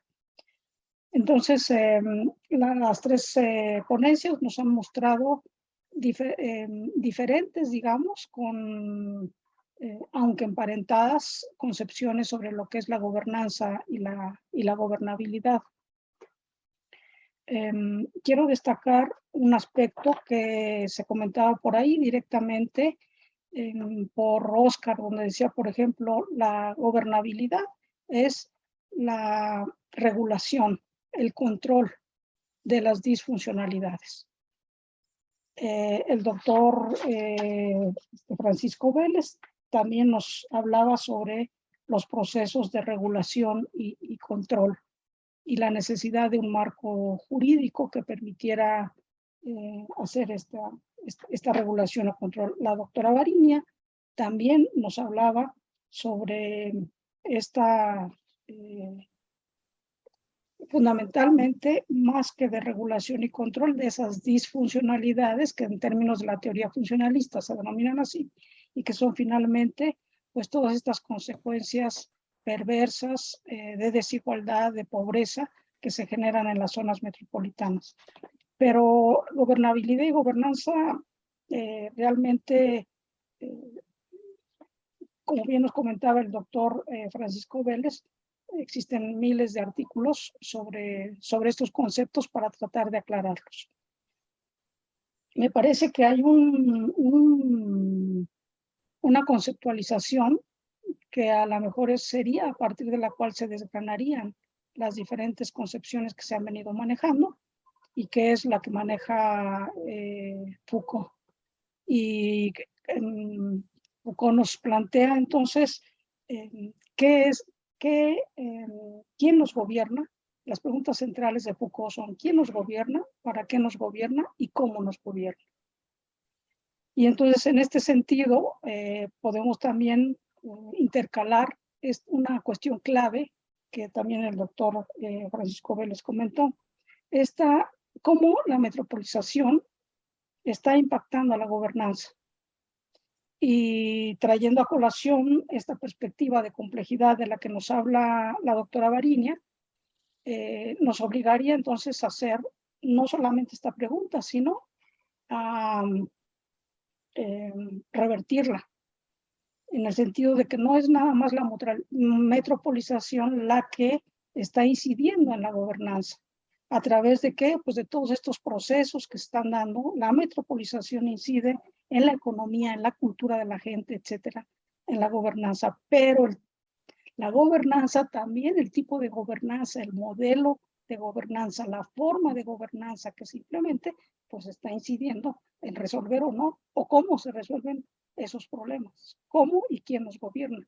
Entonces creo que en todo este entramado que se ha venido dando, pues lo que está siempre de fondo y que muchas veces las conceptualizaciones formales de la metropolización no nos dejan ver y que aquí ha estado ahí latente, presente en las tres presentaciones, son las cuestiones de poder.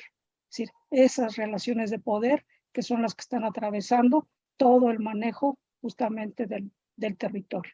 Bueno, entonces no me quiero prolongar porque yo quisiera que se estableciera un diálogo con todos los demás.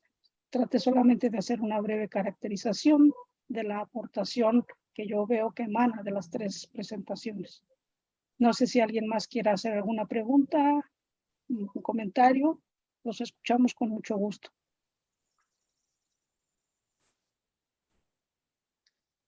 Fernando, ¿puedo preguntar, comentar? Claro que sí, Carlos, adelante.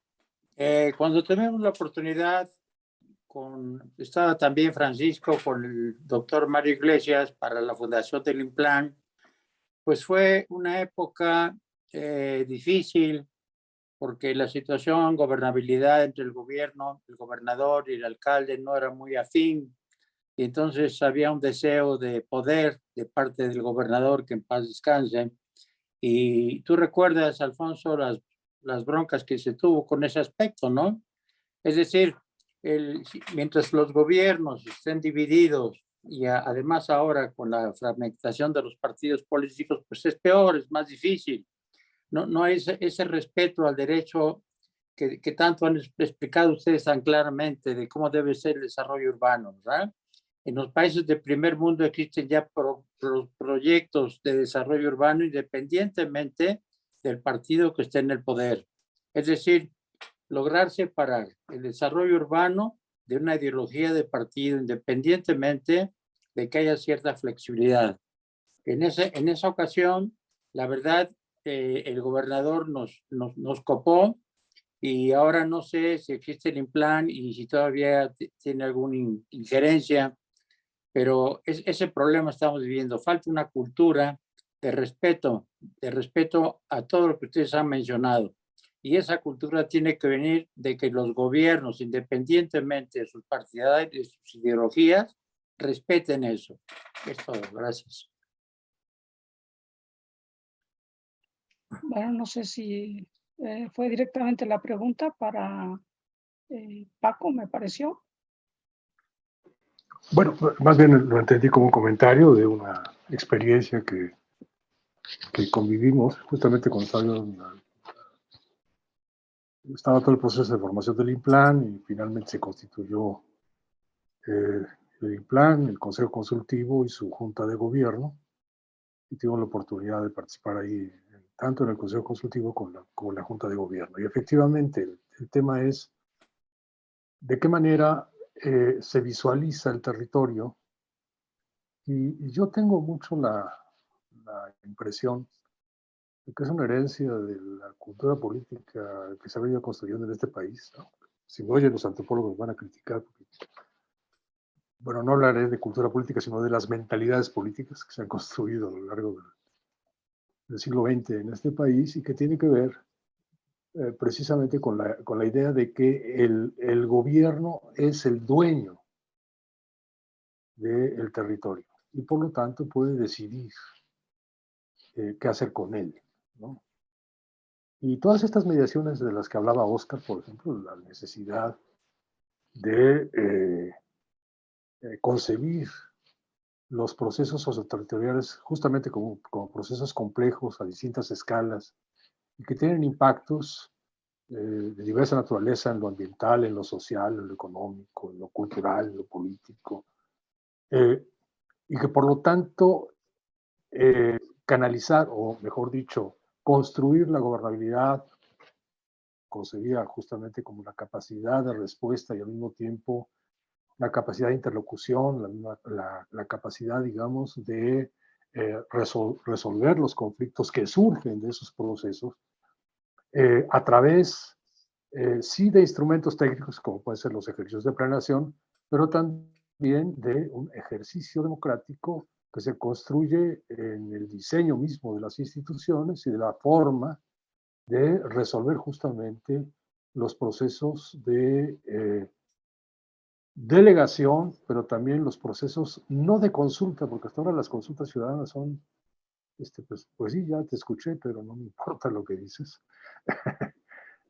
sino justamente los procesos de construcción de un diálogo, de una interlocución eficaz en relación al diagnóstico que tiene que ver con los ejercicios de diseño de política pública, que tiene que ver con la validación de cómo estoy yo visualizando las estrategias más adecuadas para resolver la problemática que estoy diagnosticando, el asunto de darle seguimiento y evaluar las acciones que se derivan precisamente de esa estrategia que debió haber sido validada justamente en el contexto de esa interlocución. Y finalmente, el tema de la participación justamente de los actores sociales, no de cierto grupo de actores sociales, sino de los actores sociales en toda su diversidad cultural, social, profesional, etcétera, etcétera, en el seguimiento y evaluación de la puesta en práctica de esas estrategias a través de proyectos, de programas, etcétera,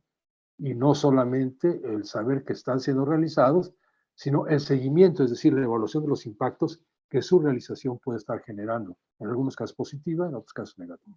Entonces, me parece que ese complejo universo es el que desde el poder ejercido de manera autoritaria por tirios y troyanos, pues no está siendo plasmado ni en las normas, ni en las conductas políticas, ni en la construcción, digamos, de una ciudadanía que se define como tal no porque cumplió la mayoría de edad, sino porque, digamos, se define en términos de una práctica social y de la construcción de mentalidades, el ejercicio de poder, y que, como señalaba Carlos, pues simple y sencillamente busca imponer, no convencer. Entonces, pues esa es parte, digamos, de la construcción de las nuevas visiones que tenemos que ir desarrollando a partir de prácticas ciudadanas. Es decir, el ciudadano tiene que involucrarse en la política, no en el sentido tradicional que se concibe la política, solamente a través de los partidos, solamente en la representación de los parlamentos, etc. No, actuando, opinando y desde nuestras propias capacidades, ¿no? Desde nuestros propios espacios. ¿Eh? Ya lo decía Simón de Beauvoir, ¿no?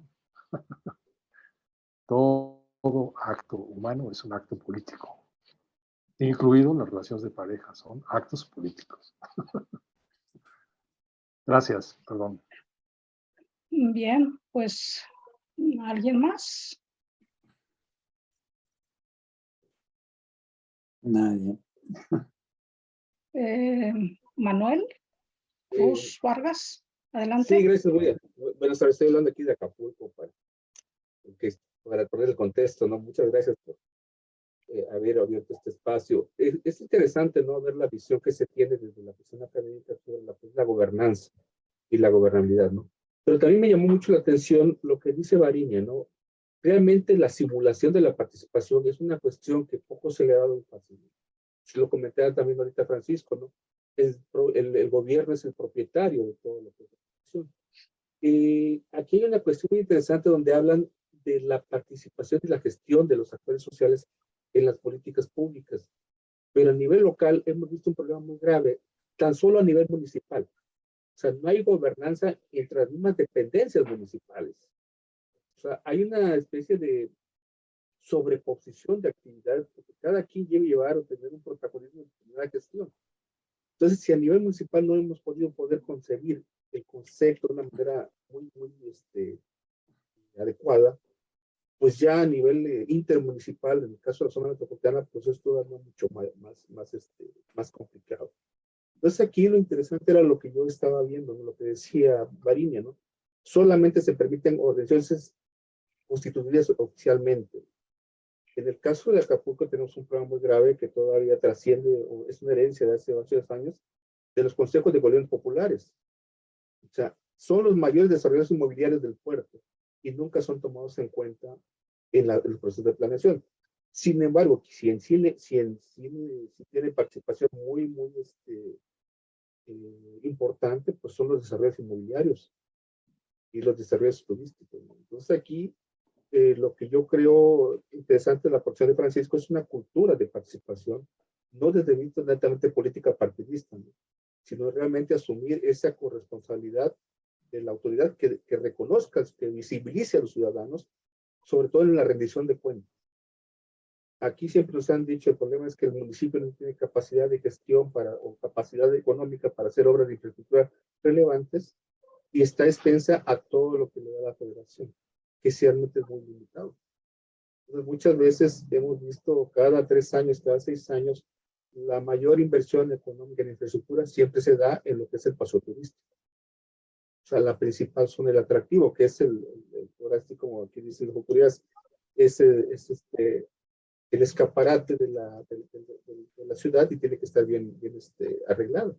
Sin embargo, pues no se toma en cuenta lo que son las zonas ya no tanto suburbanas, superurbanas, sino mucho menos las rurales. Y también es muy cierto lo que dice Variña, nunca se ha pensado, al menos yo no lo he visto en el Estado desde hace varios años, el proceso de regeneración o de utilización adecuada de los ciclos del agua. O sea, eso no tiene ninguna aplicación o ninguna representación dentro de las políticas públicas. O sea, afortunadamente tenemos varios cuerpos de agua, de Papagayo, varias fuentes que el agua, al menos en Acapulco, es un problema, entre comillas. El problema es la obsolescencia o la antigüedad de la infraestructura, que ya no soporta tanto incremento de densidades que están haciendo con esa famosa ciudad compacta, que está implicando en mayor densidad, mayores alturas, que está violentando el derecho al paisaje. que es también uno de los derechos con los cuales se nos ha ido limitando. Gracias por permitirme hacer este comentario. Gracias. Gracias, Manuel. Octavio. Hola, ¿qué tal? ¿Cómo están? Muy buenas noches a todos. Esta ha sido toda una reflexión muy fuerte y realmente las tres participaciones han sido fantásticas, ¿no? Desde el marco que generó el doctor Vélez junto con lo que plantea Soto, que es muy crítico, muy fuerte, y el diagnóstico claro de Varinia y todas sus vertientes, más ahorita las participaciones que también me hacen pensar tanto de Carlos como Manuel, que los saludo allá, buen amigo. Una de las cosas que he dicho mucho Eduardo Gutiérrez es el nivel académico, intelectual y de preparación de nuestros distintos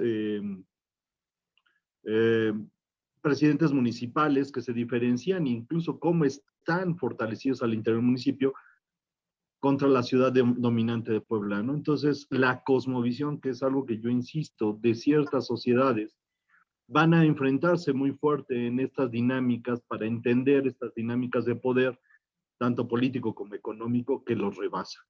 Entonces, si vamos a tener comunidades en Papalotla, San Pablo del Monte, etcétera, que no tienen la misma visión, que incluso tienen procesos de comportamiento indígena, se van a enfrentar completamente a la dinámica fuerte económica de la ciudad dominante. Entonces, ahí nos enfrentamos a distintos esquemas que son difíciles de manejar de manera clara, objetiva y en esta intención de regenerar las condiciones de entorno. Entonces, lo estamos viendo ahorita con el deterioro de la Malinche o con el río, etcétera, donde ante esta indefinición, pues va ganando el que se aprovecha de las condiciones, ¿no? Entonces, en estas reflexiones que nos hicieron hoy nuestros compañeros han sido fantásticas y creo que nos deja una fuerte tarea y cada vez más compleja en los siguientes talleres, lo cual nos permite tener una visión todavía mucho más amplia y cada vez más, más retadora, ¿no? Creo que estos retos que nos puso este taller han sido fantásticos y que agradezco enormemente porque, pues como ustedes saben, mi directora de tesis es la doctora Virginia y siempre ponía el dedo en la llaga, a ver, ¿dónde está esto? ¿Cómo está la complejidad? ¿Cómo están las relaciones de poder? Y creo que hoy se vio claramente expuesto en este taller. Muchas felicidades a los ponentes, fantástico, y estaré siguiendo sus textos. Un abrazo a todos. Gracias, Octavio.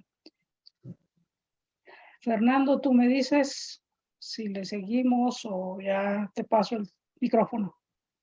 Si eres tan amable, porque ya tenemos 2 horas en el aire. Si yo quisiera finalmente Adelante. pues, agradecer, por supuesto, a todos los asistentes, a nuestros ponentes, Varinia, Paco, Oscar y tu coordinación, Virginia. Ha sido, igual que lo aprecia Octavio, pues una enorme riqueza de enfoques, ¿no? Gracias a ustedes tres por compartir sus reflexiones, sus experiencias y sobre todo sus conclusiones, tendiendo a mirar soluciones o sugerir soluciones, ¿no?